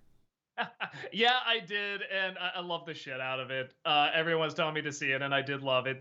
The only criticism I have, I was snipped the first third a little bit. I thought that went on a little too long, but because I did have to split it up because it was so long, and I had to like go do my job, watch a little bit, and then like watch more of it the following day and stuff. And it was one of those where I'm like, okay, this worked, but man, I remember that first bit, like you could have cut out a line or two or a dimension or two or whatever. But as soon as part two started, I was just like engrossed, and I was so on board with like everything they were doing. And I like that they kind of explained the ending, but they kind of don't. Again, it's kind of doing both sides of it, where they will explain something, but then when they have more questions about the details, it's like, I don't know. Like sometimes the answer is just, I don't know. And I love that. Like that keeps in, you know, tying it with the theme and everything. So yeah, I did really, really enjoy it. FBL, thank you for the 100 bits. Heather, applause for your Harry Potter stance. Much love and support. It's just my personal thoughts. Maven, thank you for the 100 bits. Hey, Doug and Heather, with Black Panther and Black Adam coming out this year, would you consider doing a Nostalgia Critic review for the Meteor Man 1993 and or Blink Man 1994, the first black superhero movies? The timing is perfect for both. You can do countless jokes. Both are entertaining, and for Meteor Man, the cast is stacked. Heather, Tamara, and Ayana enjoyed it a lot on Tamara's Never Seen. I just found out how to buy bits just so I can ask you this question.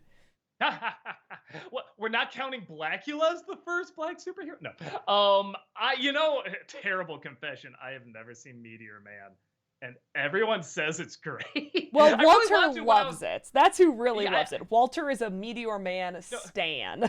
I hear a lot of people say it's actually like really, really fun, and I really wanted to see it as a kid. I can't remember if it just came out on the wrong weekend or if I was grounded or something, but for some reason I couldn't see it, and like nobody talked about it. Then years later, everyone's like, "Oh my god, that movie's hilarious! You gotta see it." I did see Blank Man, and I thought that was pretty fun. I was just thinking of that movie today too, but I should at the very least check out Meteor Man and see if I want to do something with. I don't know if there's enough talk about it to like get hits, but I do at the very least want to watch it all the way through. FBL, thank you for the 100 bits. Would you ever do a Hey Arnold month? Top 11 best worst episodes, Hey Arnold movie, and the 2017 Hey Arnold Jungle movie. That's a Walter, Heather, Tamara, Malcolm. I did not grow up with this show. I only saw a little bit of it, enough that I could comment a little bit about it on Nicktoons. And I wouldn't dare touch it now because I guess it like just defined a generation, man. Like so many people grew that and Boy Meets World are like the two shows where I was just like, oh shit, I didn't know like this had like such a huge impact on like just a whole generation, So yeah, I'm not the one to talk about, man. I would not represent it properly. M Tapid, thank you for the 50 bits. Favorite cereal? Cinnamon Toast Crunch. I love. That's pretty damn good. Yeah, and the list is getting smaller because like it's all tasting worse as I get older. It's true. Like the tricks were fruit shaped, and as you got older, it became like the pebbles. I'm telling you. Yeah, that's pretty good. I do really like Frankenberry actually, so I do look forward to this time of year because I do like having my Frankenberry.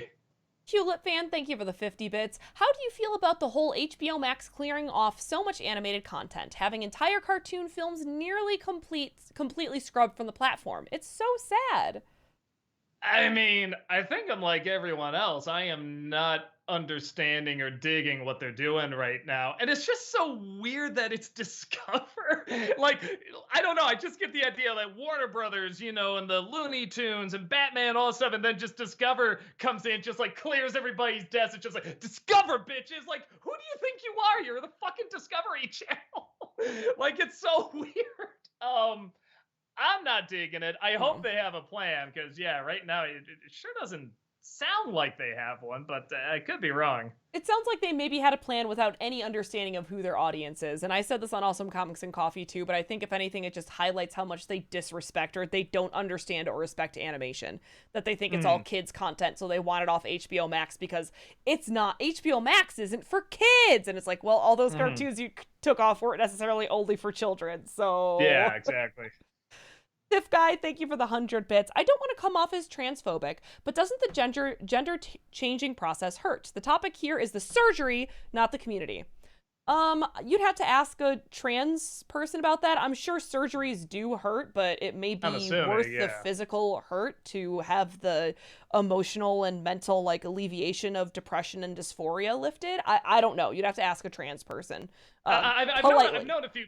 Yeah, I've known a few people who have done it, and it hurts. but they've always said it's worth it. I know, guys, thank you for the 50 bits. I have a review idea that, well, yes, it's Uwe Boll, is one of the most offensive movies I've ever seen. Postal. I hear it's bad. I guess if I was to do any, maybe I do that one, because isn't that like about bullying, and the idea of Uwe Boll tackling bullying does sound a little intriguing, but again, still an Uwe Boll movie. If there's anyone that can make it boring, it's probably him. FBL, thank you for the 100 bits.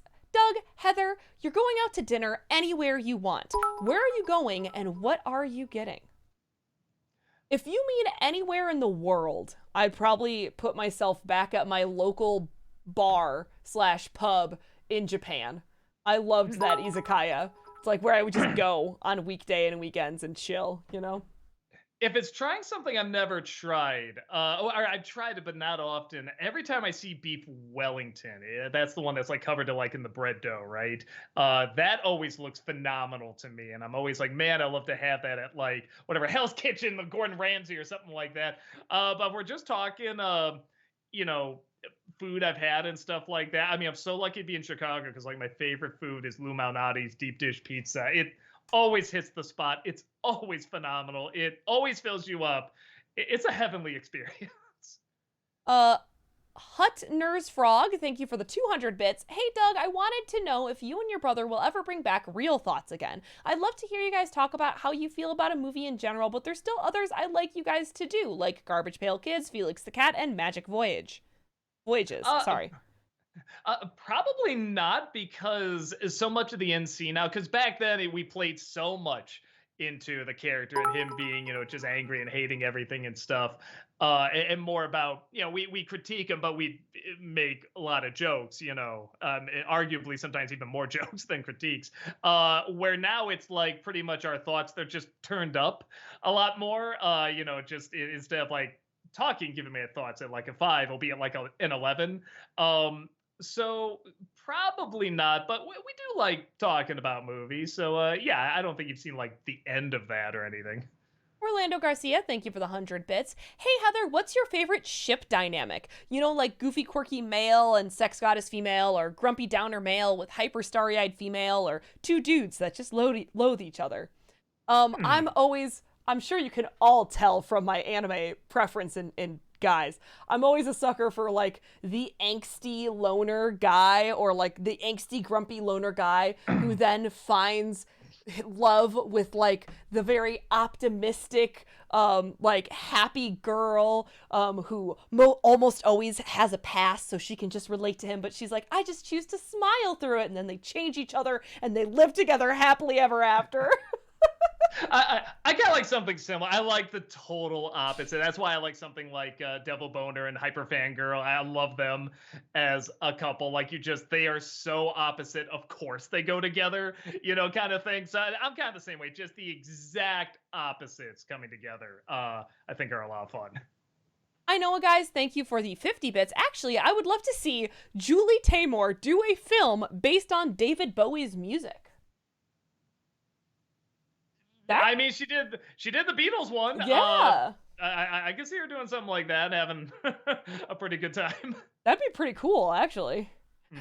That Disney nerd, thank you for the 50 bits. I was thinking back to your Roger Rabbit review and I kept wondering, why was Eddie putting his hat on a Maltese Falcon in his office a nice touch? Yeah. No, I love that too. There's a man, that whole office. I don't even know how long it must have taken to put all the little touches in there and little details and stuff. And God, now with like Blu-ray and stuff, you can see so many things in the background. They were You never asking noticed why before. why is the Maltese Oh, Falcon a nice touch? why? Oh, I'm sorry. Yeah. It's a classic film noir, like one of the film noirs, with Humphrey Bogart called The Maltese Falcon. It's what everyone is searching for. You ever hear the line, "What is it? The stuff dreams are made of." That's from that. Yeah. So yeah. I know, guys, thank you for the 50 bits. Spoilers for Miss Marvel. I feel like it's been long enough that if you haven't seen the finale of Miss Marvel, Yeah. sorry. But Doug, did you hear the X-Men theme when Bruno said that when he saw Kamala's genes, he spotted a mutation? No, but that's cool because I like that they did that in Doctor Strange: Multiverse of Madness too. So it's weird because on the one hand I'm like, well, okay, let's get a new X-Men theme going, but then I'm reminding myself they're bringing back the cartoon also, the X-Men 97 or whatever. So it's like maybe it's all gonna tie in. I don't know. Stiff Guy, thank you for the 100 bits. Why do people celebrate 9/11 like it's a holiday? That was a horrifying time for the US. I don't think people celebrate it like a holiday so much as it's just a day of remembrance. Yeah, I don't haven't know seen anyone who's having like 9/11 break out the barbecues 9/11 or anything. decorations. Yeah, no, it's not really a celebration. No, I'll say this: if you ever see us, like laughing and joking, it's how we deal with terrible things. It's definitely how I deal with terrible things. Utilizing humor and stuff like that. But no, I don't know anyone that celebrates it. CJ Noel Lopez, thank you for the 70 bits. I don't know if it's too late for Disney December recommendations, but I highly recommend two documentaries you can watch on Disney Plus. Howard, which is about songwriter Howard Ashman, and Waking Sleeping Beauty, about the Disney animators during the 80s and early 90s, covering the rise of the Disney Renaissance. Both are really great. I have seen Waking Sleeping Beauty, and that is fascinating. I'm actually really shocked they have it on Disney Plus. There's some things I'm really shocked they go as like honest and vocal as they do, that they let go on there.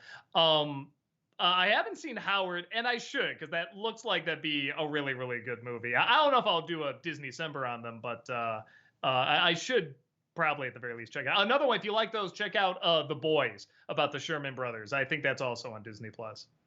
FBL, thank you for the 100 bits. Have you ever read any John Green books / seen any movies based on those books? Yes. I used to teach middle school, so yes, I have read John Green. Why do I... The Fault in Our Stars. Gotcha. Okay, I'm like, I know this name. Paper Towns. I have never read... Are they any good? He's a good author, honestly. John and Hank Green Okay. are both very good authors. Like, it's some of the better stuff that my kids were reading. I think they're very good. Okay, yeah, because the movies always looked, I mean, exactly what they are, like kind of schmaltzy and stuff like that. But you never know if that reflects the book or not. Talkative Carl, thank you for the 50 bits. Remember the actress Katherine Heigl? She's been out of the spotlight for a long time, and she was a big deal in the early 2000s. I liked her in Knocked Up. I think if she returns to the big screen, it would be a huge renaissance for her. Do you have any celebrities like that in mind? Just for the hell of it, I'm trying to... you doing this? I Okay, mean, there it kind of goes. I love the moment that Keanu Reeves is having as a resurgence right now. Yeah, it's weird because I don't. Okay, I kind of remember this actress. I always wanted to be someone I wouldn't think would necessarily. Someone that's. I was always rooting for this person because she really did become a victim of the Hollywood system and the classic what happens to child stars and stuff like that. I guess Lindsay Lohan's making a comeback, and good She's for in a her. Netflix movie. Yeah, she was so good when she was younger, and you can just tell she got eaten up by that world. I mean, people that just say, just drunk, boozy, whatever. It's like, no, that world, I've known people that have lived in that environment and even grown up in that environment. And it's not a normal world. And it's not surprising this happens as often as it does. So I am always like, I hate to see it happen, and yeah, maybe I'll make a joke too, but I'm always kind of like, come on, pull it together, please. But you got great talent. I'm sure you're a great human being. Let's, man, just get away from this world, get away from it. And it's always kind of nice when they get away from it and then they kind of come back like renewed. Like I'm hoping that's what's going on here because she really was a great talent. And what happened just seemed like so terrible, and just so much self-loathing and everything that you're just like, man, I hope that person gets better. I hope she is getting better. Bernsey, thank you for the 50 bits. Calgary's own Bert Hitman Hart was honored on Labor Day by the Canadian Walk of Fame. That's awesome. Awesome. Gary Turbo, thank you for the 50 bits. Since I had created my own character in an RPG, I'm a barbarian who is an amalgamation of Thor, King Arthur, and Shaka Zulu. I would totally see Doug as a cleric and Heather as a tiefling bard. It would be cool to see her play the lute. I don't know how to play the lute, but I think it would be fun to play a tiefling bard. And all those things you said, I agree. See, I couldn't even follow that. How the hell am I going to play D&D? Stiff Guy, thank you for the 100 bits. Why bald? I'm probably the only person who doesn't know why. Oh, bald? Is yeah. that what?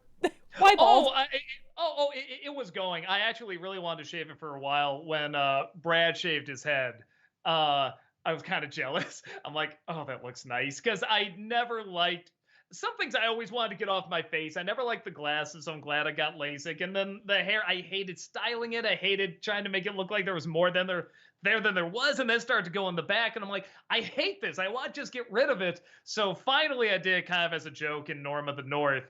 And, people are, oh, wow, he's really sticking to the bit. Like, he's really staying bald and stuff. It was just like, no, I want to get rid of it. And even for like a good year or two before, people are like, when's he going to shave his head? And I'm just like, I know, my wife still liked me with hair though, so I kept it a little longer. But finally I'm like, it's enough. There's less there than there is, so I'm just like, yeah, let's get rid of it. And I love being bald. I'm not going to lie. It is so nice just to shave once or twice a week, not have to put anything in your hair at all. You're just instantly ready.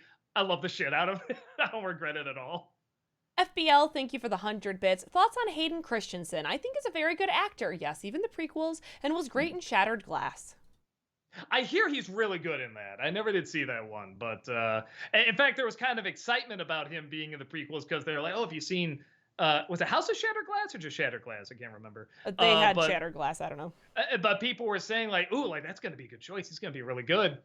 And then I don't blame him for the acting in those movies because everybody acts like that. That's clearly, the director. That's clearly Lucas. But he had a great look. He could definitely like shoot that stare, that just looked awesome. So it's a shame that he was given the director that he was, because I feel like if somebody had more of a vision, they could get like a really good performance out of him. But yeah, it didn't quite work. Coburn, thank you for the 100 bits. Hey, Doug, I bought Rider Republic on Xbox Series X because it looked extreme. Biking, jetpacks, and skiing, doing extreme stuff. Extreme! Good. I hope you have an extremely good time. Bernsey, thank you for the 50 bits. The Fly remake review would be fun if you did it like you did the Mummy review. Doug, I love Vincent Price so much. Malcolm and Tamra. Who? I mean, but that is one of those where the remake is a little better. I mean, it is kind of apples and oranges. It's different types of horror, but the remake really is better. Orlando Garcia, thank you for the 100 bits. Let me get this off my chest. If there's one thing that bugs me about Nintendo fans, it's probably their taste in music. Nintendo music is nice, but I have reason to believe that that's all those guys listen to. I want to play Smash Bros. With a guy while talking System of a Down, King Crimson, Tool, Dream Theater, and the like. I want someone to paint Shy Guy from Mario wearing Slipknot masks and hang it on my wall. Pout. I haven't noticed that, but I love that imagery. Yeah, I mean, I would say not every Nintendo fan has the exact same taste in music, but that's just me. I just know lots of Nintendo fans who have varied interests in music. Tiff Guy, thank you for the 100 bits. Last question for both Doug and Heather. What were your favorite characters to act? For Doug, don't give me Nostalgia Critic. I guess I would say originally I say Chester because I just love doing that voice, and I could weirdly improvise quick with him. I didn't mind going to cons dressed like him and interacting with people because I just for some reason I could think of jokes and this really he was happy about everything, and somehow I weirdly made that funny. But now I think it's Devil Boner. I think that's just the ultimate, stereotypical generic manly man psycho that I'll never be, and it's probably a good thing. So I can just live it out in this weird fantasy. But and then I also love doing like the romance with hyper fangirl too, because again, I think they're kind of a good power couple. I really enjoyed playing Richie from the It reviews and probably Dr. Poison from the Wonder Woman reviews. Those were some fun ones. Oh, and oh my gosh, my brain, Heather, Kim Possible, Shigo. Shigo was a lot of fun. Yeah. That one was cool too. Did you see at C2E2 the Shigo cosplayer drop by and she was kind of playing like, holy shit. I'm like, oh, it's like, yeah, because we have a banner that has Heather as Shigo on there. So we have her pose next to it. It was pretty cool. That's awesome. Samwise, thank you for the 100 bits. Are either of you fans of the voice actor Steve Blum? He voiced characters such as Spike Spiegel, Wolverine, and Tom from Toonami. Also, have you ever met him at a con? Yes, and I have, but that was pre-Channel Awesome. I was like at an anime convention. He signed one of my Cowboy Bebop posters. Yeah, big fan of his work. I mean, and he seems like a cool guy too. I met him very briefly at a con because I knew I think he's awesome. Rob like adores him, and we were at a convention where I was just in the green room at the same time as him, and I'm like, Rob's not here. I can't get him. I could tell he was on his way out. So I think I just said something like, I'm a big fan. My brother's a really big fan, just great. Where, oh, okay. And like, for some reason, that's all I could think of. It's like, I should have gotten a picture. I should have gotten something to like show Rob, but I didn't. For some reason, I thought, well, if I tell him my brother's a big fan, it's going to mean something. Of course, it doesn't mean shit because he hears it all the time. But he was still a very sweet guy. WWE, thank you for the 50 bits. Did you hear Catherine Zeta-Jones will be Morticia in Wednesday? Oh, yeah. I saw it. It checks out. It looks good. CJ Noel Lopez, thank you for the 60 bits. In the future, will you ever do a top 11 MCU movies? I think I'd have to let them finish. They just keep making them. Tablet Tunes, thank you for the 100 bits. No message, just the bits. Thank you. Thank you. Fifth Guy, thank you for the 100 bits. I like Batman and Robin. Some people do. Like it. Yeah, don't. Listen, whatever I say about a movie, don't let that change your mind. If you really like something, explain why you like it. I love to hear why. I love to learn why. So yeah, don't let me change your mind. Talkative Carl, thank you for the 50 bits. I had a thought about a future charity stream for the NC you could do. Maybe the biggest donator gets the prize of having 1 hour lunch with an NC member of their choice if they're in the Chicagoland area. What do you think? Yeah, just gotta be in the Chicagoland area. Maybe. We'll see. Gary Turbo, thank you for the 50 bits. That Stallone movie, Samaritan, wasn't bad. The scene where he cools off is corny as hell, but on the whole, it's better than any Marvel movie this year. Yeah, I haven't seen it. I kind of heard the same thing. I heard, yeah, it's all right. It's about what you'd expect. And I'm like, all right, cool. I just have to watch so much stuff constantly that it's one of those things where it's like, I got to hear, no, it's worth it. It's really worth it in order to watch it now, if it's not for work. Orlando Garcia, thank you for the 100 bits. Doug, you've been mentioning Through the Eyes of My Mother for quite some time. Well, now I have to know, where can I see it? Netflix, or is it foreign or something? As of now, you can see it on HBO Max. For how long, I don't know, with them taking so much stuff off. But yeah, it is on there. And yeah, like I said, maybe you'll be fine getting through it. I got the chills. Honest Reviewer, thank you for the 100 bits. I legit feel bad for Schumacher when making Batman and Robin. WB commissioned him to fast-track the film to be released within 2 years instead of 3, so had around 1 year to write, film, and recast Val Kilmer, who didn't even want to play Batman in the first place. To an extent, I do too, but it's very clear what he had in mind, and a lot of that, I think, did make it to the screen. I don't think it's like, oh, they were just rushed. It's like, no, this was a different style they were going for. They let him do whatever he wants.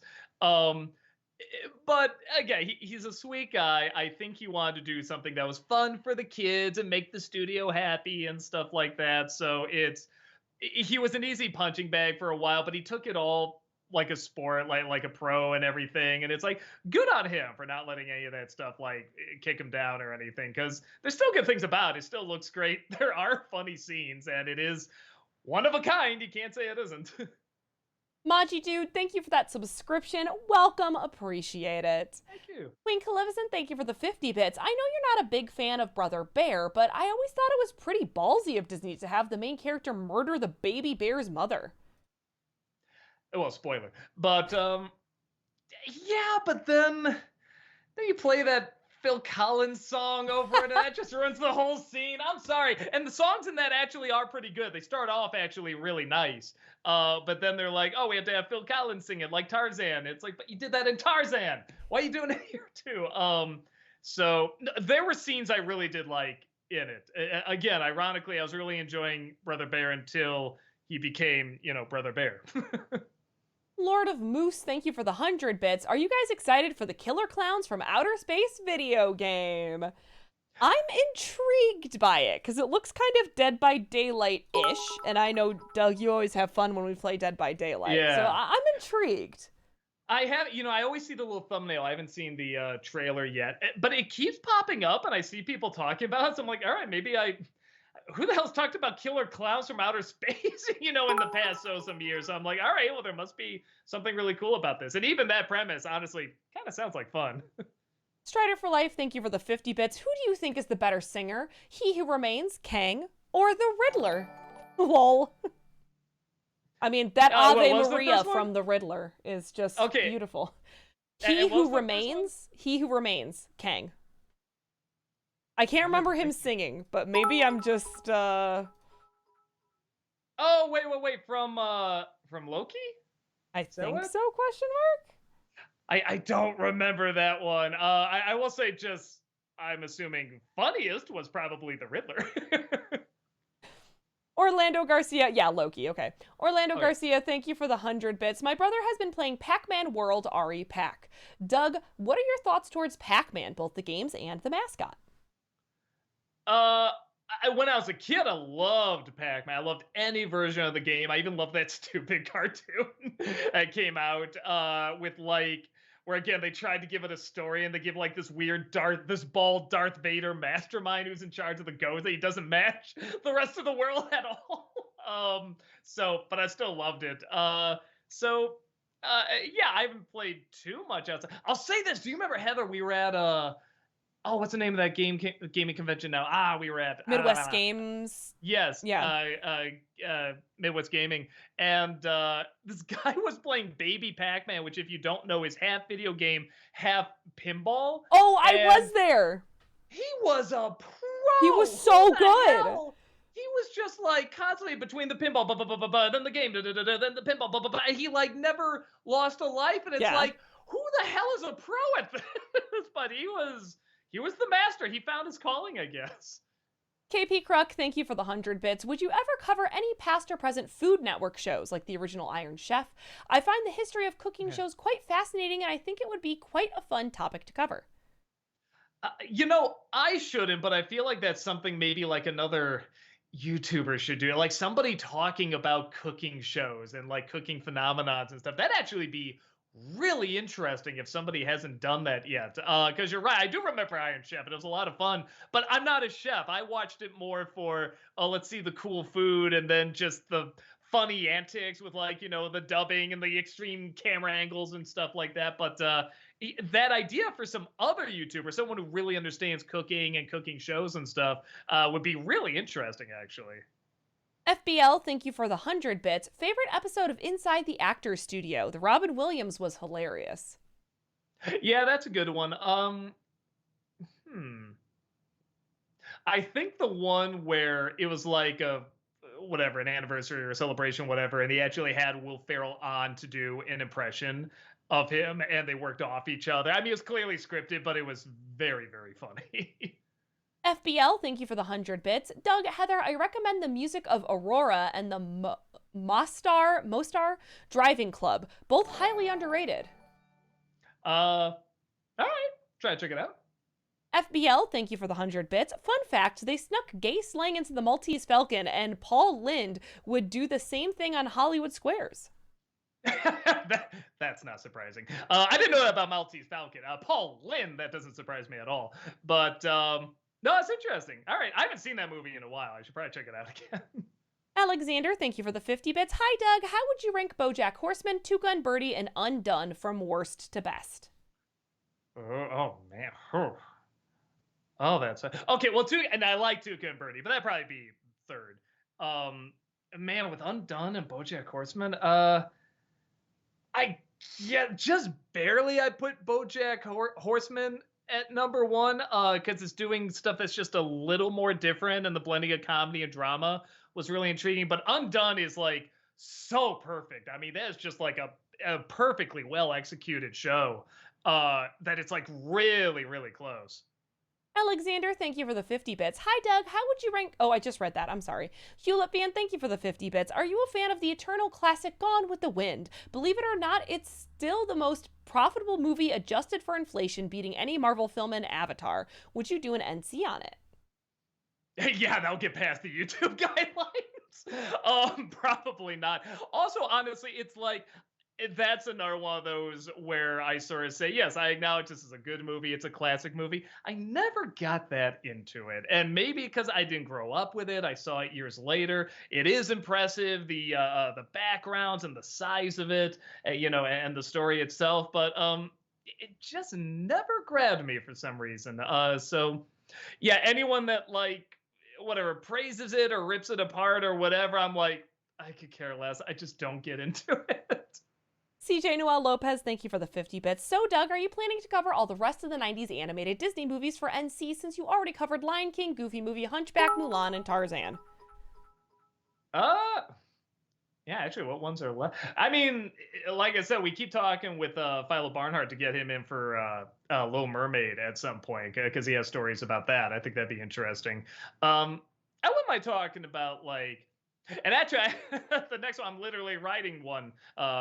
Wait, no, shit, that's not the 90s. It's recreating one from the 90s, kind of, though. Yeah, shit, now I gotta remember what came out, because was Treasure Planet in the 90s? Now I'm, like, totally blanking. I don't know. Well, we'll see what we can do. FBL, thank you for the 100 bits. Once on Hollywood Squares, the question was asked, how many men on a hockey team?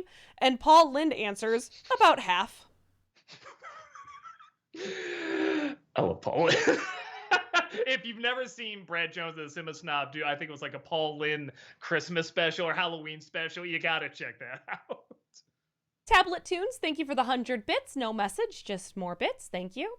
KP Kruk, thank you for the 50 bits. For Disney Summer, you should cover Rocket Man. It's a comedy starring Harland Williams as a NASA computer programmer who gets pulled into the first manned mission to Mars. It used to be a guilty pleasure of mine, and found some of the skits he did when he was acting solo in the film funny. Yeah, that's another one where I always have it on the list and I push it back. I've never seen it, and I do like that actor. That actor is very funny. He's a very funny comedian. He's good at improv. So I wouldn't mind checking it out. It actually looked kind of funny to me. Oh, Power Gamer says Little Mermaid, Rescuers Down Under, Beauty and the Beast, Aladdin, Pocahontas, and Hercules are the other 90s ones that you haven't done yet. Okay, well, maybe we'll get through. Hewlett Fan, thank you for the 50 bits. Are you a fan of American Psycho and all its memes? Would you ever consider doing an NC on it? I like American Psycho. I like it too. That's another one. When I saw it, I didn't quite follow it. I think I was in like late high school or early college, and I didn't dislike it. I just wasn't following it. And then I saw it years later. I'm like, yeah, shit, this is pretty good. This is really good. And the memes are very, very funny. I don't know about a review. Again, I don't know how much I could add to it, but his acting could be pretty fun to get some jokes out of. So maybe. It's a big maybe. That Disney Nerd, thank you for the 50 bits. Just to remind everyone, Pinocchio drops tomorrow. Yay, so excited. Yeah. You'll be getting my thoughts, don't worry. FBL, thank you for the 100 bits. In my opinion, when people complain about Hayden Christensen in the prequels, it's really the line reading. In Attack of the Clones, the look he gives when Shmi has died is fantastic. Oh yeah, or even Revenge of the Sith. I mean, all his looks are perfect. Just that whole sword fight at the end. I mean, man, it's like when you see him like getting closer, Obi-Wan like on the lava there, and he's got the eyes and the contacts and the wind blowing the hair. It's like, oh, that death stare. And then, from my point of view, the Jedi are evil. It's like, God damn it! Like we're always so close. Alexander, thank you for the 50 bits. If you ever review Sonic 2, Doug, you should work in a skit where you play Dr. Robotnik. All you need is a mustache. It makes too much sense.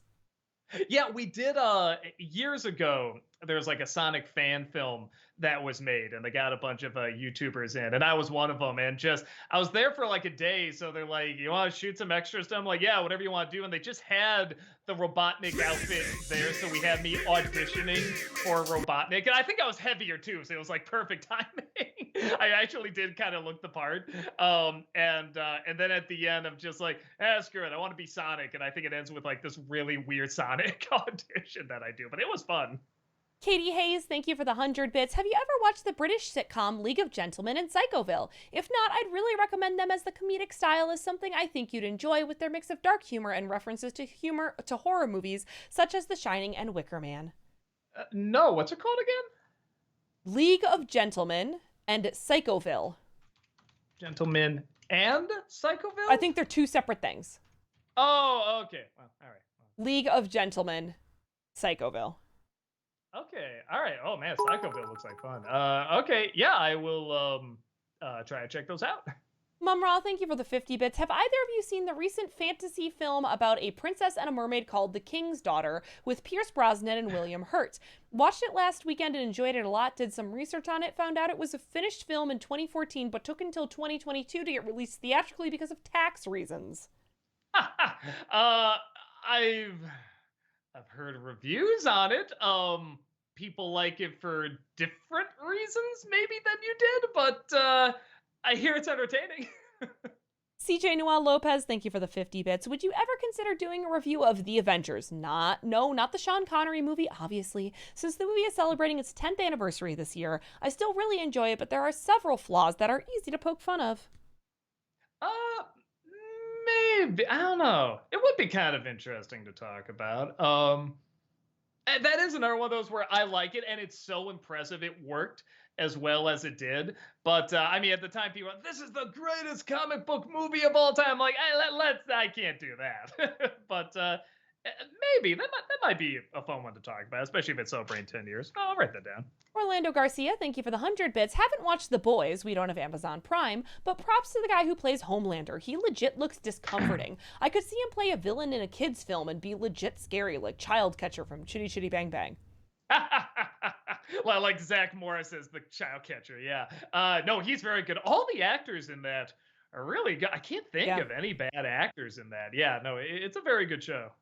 Godzilla fan, thank you for the 50 bits. One's gotta go. Apple pie, cherry pie, lemon meringue, and key lime. Lemon meringue for me. I don't like lemon or key lime, so... Key lime, I can be in the mood for. Lemon, I'm just not a lemon fan, so yeah, you can dump that. Godzilla fan, thank you for the Oh, I just read that, sorry. FBL, thank you for the 10 bits. Another 100. Golly, my brain. Thank you for the 100 bits, FBL. Another Paul Lind one. Can anything bring tears to a monkey's eyes? And Paul Lind answers, knowing that Tarzan swings both ways. What the lines are funny. It's always imagining Paul Lind say it with his unique voice and his face like that. It's like, oh, you make me want to look up more Paul Lind stuff. FBL, thank you for the 100 bits. NC for the Broken Lizard movies. I've talked to those guys. They're really cool guys. Wait, no, I did see the movie. So it's funny because I did a panel with them and I felt bad because I hadn't seen the movie and I don't know if I told them that. So I'm doing this panel, sort of this Q&A panel, and anytime someone references something and they laugh, I'm like, ha, yeah, that moment. I had no idea what they were talking about, but I finally sat down and I watched Super Troopers, right? And I thought it was hilarious. I really, really liked it. So yeah, and the guys are great. They're really, really cool. Fifth Guy, thank you for the 100 bits. Just want to thank you for having a good taste in films. In fact, I got into Witches from you. Oh, nice. Yeah. I hope you mean the original. Wars 2077, thank you for that subscription. Welcome, appreciate that. KP Kruk, thank you for the 50 bits. I don't know if I've ever asked, but would you ever cover American Gladiators? By the way, the theme music should be ranked somewhere on your top 11. F yeah, theme music. It is a great theme. I love it. It's funny because they tried to do a reboot, I guess, maybe in the late 90s, early 2000s, and Hulk Hogan was hosting. It's like, oh, this is gonna be so great, and all the taunts and everything were clearly scripted. And it's one of those things where I'm like, is that what the show was always like? Because I grew up with it. I'm like, Yeah. were they always scripted taunts? No. No, I thought they just like, oh, what's your strategy? They just talked about strategy. Did they just yell at each other like wrestlers? And now it's like you reminded me to go back and see like, is that really what they did? Did they even talk to each other? Like I don't remember. So yeah, you've actually reminded me to go back and check it out. But yeah, so I'll do that at least. I'll at least go back and watch it again. Alexander, thank you for the 50 bits. Who are some of your favorite actors and actresses? I know you've mentioned George C. Scott and Peter Dinklage before. Gregory Peck, definitely. Kathy Bates, it's phenomenal. I just because I saw her in a Better Call Saul and she was so phenomenal. Rhea Seehorn, I think is her name. I am just chillingly good. And then I always forget his name, but he's Gus from Breaking Bad and Better Call Saul. He's in The Mandalorian. And it's a name like Gus. I always forget what it is. It's like Giancarlo Esposito. Thank you. Yes, he's great. Honestly, all these are, I just realized are going to be people from Better Call Saul the more I think about it, because the guy who plays Michael is great.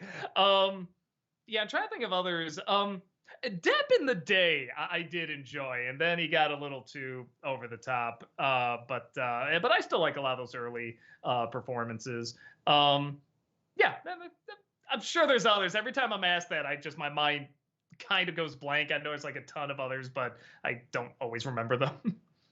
KP Kruk, thank you for the 50 bits. They're missing a word here. I'm trying to figure out. Maybe, do you have a favorite film or TV show that did justice to the legend of King Arthur? If not counting the Monty Python films, obviously. I first learned about the legend from the 90s kids show King Arthur and the Knights of Justice. By the way, the opening theme music would receive a high grade on your nostalgic cartoon openings. Oh, cool. I mean, for me, it's Excalibur. Even though there's faults with that movie, there's things in it that don't work. I mean, to me, I was always like, oh, well, this is like, there's a part of me, it's like, this is what really happened. You know what I mean? Even though there's still magic and Merlin and stuff like that, but it's like, this is, like when I was a kid, I grew up with Batman. Then when Batman 89 came out, it's like, oh, this is the real Batman. You know what I mean? Like, it was kind of the same thing with that. So, yeah, that's always, when I hear King Arthur, Merlin, and all that, like, those are the people that come into my head when I think about Strider for Life, thank you for the 50 bits. Can you believe a guy called Hacksmith actually built a real-life lightsaber?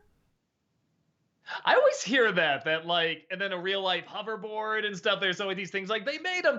I'm always like, did they? How does it work? I always feel like there's like a workaround where it's like, well, they kind of did. But maybe you're right. Maybe he actually did make it. I just haven't seen it. Honest Reviewer, thank you for the 50 bits. With Fievel Goes West, We're Back, Balto, and Prince of Egypt, there's only 2 movies directed by Simon Wells you haven't NC reviewed. The Time Machine, his only live action movie based on the book by his great grandfather H.G. Wells, and Mars Needs Moms, which even one you picked it our gain. I did do a Disney December of Mars Needs Moms, which is terrible, sadly. And I never did see The Time Machine. Heard it's bad. We're talking about the remake, obviously. I didn't know he was related to H.G. Wells. That's really interesting, actually. So that's cool. I hear that's probably the best part of the movie, but I haven't seen it. So yeah, we'll see. Mars Needs Moms was fascinatingly bad. That was like intriguing. So that maybe I'll do an NC on. And that's it for bits. So we're gonna read some highlighted here. Right. Maji Dude says, Doug, would you be interested in playing Ghostbusters the game and Psychonauts 1 and 2? I played Psychonauts, whatever the VR version was, and that was really fun, but I get a feeling that's not like the usual game. But it was really cool. And then it's like, which Ghostbuster? I mean, I think there's one coming out like right now, I think, where you get to be the ghost too and stuff. So it's like you have to be more specific. I mean, any of them. Sure. Actually, that's not true. I heard there's some bad Ghostbuster games, but yeah, but there's good ones too. I'll play the good ones. J-Star Otaku says, have you seen the Disney Channel original movie Tiger Cruise? It's about these kids with parents in the military visiting the ships, and the film takes place during the week was 9/11. It's actually a good movie for a DCOM. I'm going to rewatch it this weekend. No, never even heard of it. All right, I'll check that out. Thief Guy says, they're going to leave. Thanks for the podcast. Thank you. Oh, see you later. Thank you. Oliver Dreamwalker says, Doug, I think you might really like the game Superliminal. It has some really cool and surreal puzzles. Maybe check it out after finishing Kingdom Hearts Birth by Sleep. You know, because either you or somebody else recommended it last time, and I thought that sounded interesting, so I typed it, I looked it up, and I just watched a fast playthrough of it. It was very cool. And that is stuff I really enjoy. But I don't have time to play it, so it was fun just watching the playthrough. But it was very, very cool. Lord R. Wolfen says, did you ever notice that in the Raimi Spider-Man that Jameson didn't have a reason to hate Spidey? Because in other media, he either hates him for a reason or already has years of hating. Yeah, that it's weird because there's always an issue for me. But then when I watch like current news, like cable news especially, I'm like, well, it's always to push like something, like some other agenda or insecurity or whatever. So for a long time, I thought that was unrealistic and didn't make him very interesting. Like, oh, I just hate him, blah, blah, blah. But after watching a lot and now internet news and stuff like that, I'm just like, yeah, maybe it's not that far-fetched. Sorry, I was scrolling for a second. Alexander, thank you for the 50 bits. What are your top 3 favorite Bill Murray performances aside from Lost in Translation and Ghostbusters? Groundhog Day is really good. I'm trying to think. Even if the movie's not that great, I remember him being really good. Like, there's one called Broken Flowers, which I don't remember being a good movie, but he was really good in it. Yeah, I'm trying to think of I don't know, Zombieland. Matt Gamer, Kingdom Hearts with Thanos' voice. You couldn't stand playing other games. Where did that bring you? Back to me. Chilling. Oh, Royal Tenenbaums. That's the other one. That's another one I'll say for Bill Murray. Anonymous Cheerer, thank you for the 100 bits. Appreciate that, Anonymous. Thanks. Thank you. Jack C says, NC request, Night at the Museum. Yeah, that wouldn't be bad. I like that movie. I never did see the sequels, but I like the first one. I could probably get some good material out of it. Yeah, not a bad idea. The Legend Killer says, hi, Doug. For Dark Toons, I recommend Thomas the Tank Engine episodes, Percy and the Haunted Mine and Escape, Duncan Gets Spooked, Rusty and the Boulder, The Flying Kipper. Oh, and also, what's your opinion on Diesel 10? I found him a great villain in Thomas and the Magic Railroad. I don't even remember. I haven't seen much of the show either. I don't know if I count it for Dark Toons because I don't know if it's more puppetry than animation. I think I could be wrong, but it shows you how much I watch it. So maybe not, but I think I do have 1 or 2 down on the list. So keep watching. Dom Klein says NC for Ghostbusters Afterlife. Again, because you mentioned games, I was thinking of like, did they make a game? I don't know. I don't think I put it on the list, but I can maybe get some stuff out of it. We'll see. Elite Gamer LN says, hello, Heather and Doug. Oh, sorry, Elliot Warren. Just a quick question. Have you seen the Disney Channel movie Halloween Town? I love Halloween Town. Yeah, I did a Disney December of all of them. So yeah, you can watch it there. I guess they're fine for what they are, I guess. I don't know. It's weird.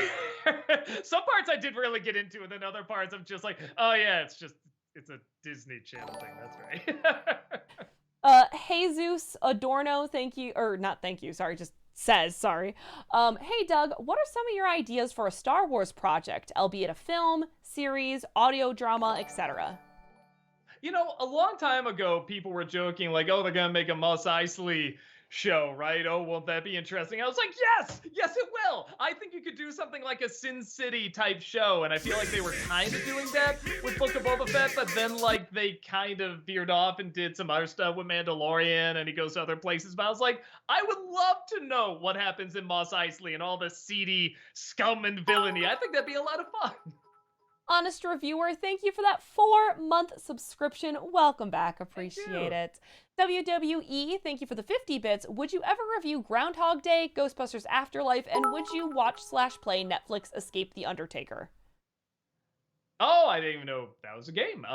Maybe I'll play that. I played that Cat Burglar one. That was fun.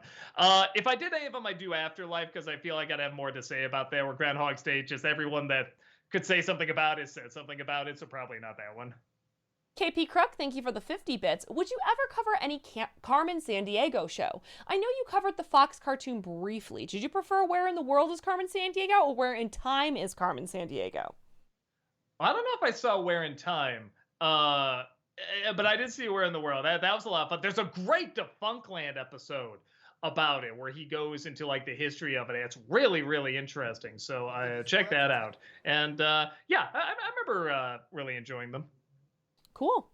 All right. Well, I think that's it for us today because it is 8 o'clock. Thank you all so much for joining us here today. We really appreciate it. As usual, I remind you that we have content here a 6-day a week. Please come on back. We will be here again tomorrow. Tamara will be back from her trip, so Tamara will be here tomorrow. Friday, Doug will be back playing more Birth by Sleep. Malcolm will be back in the afternoon. We've got awesome comics and coffee happening on Saturday. Exile, thank you for the 100 bits. Appreciate it. They just want to know if you do an old versus new on Cowboy Bebop. Oh, the original wins. Cool. Awesome. I don't think Tamara is on right now. I think she is still coming back from her trip. I'm trying to check, but I don't think that she is on. So we aren't going to raid Tamara today. I think we're just going to wrap it up and say hopefully we will see y'all later. Bye!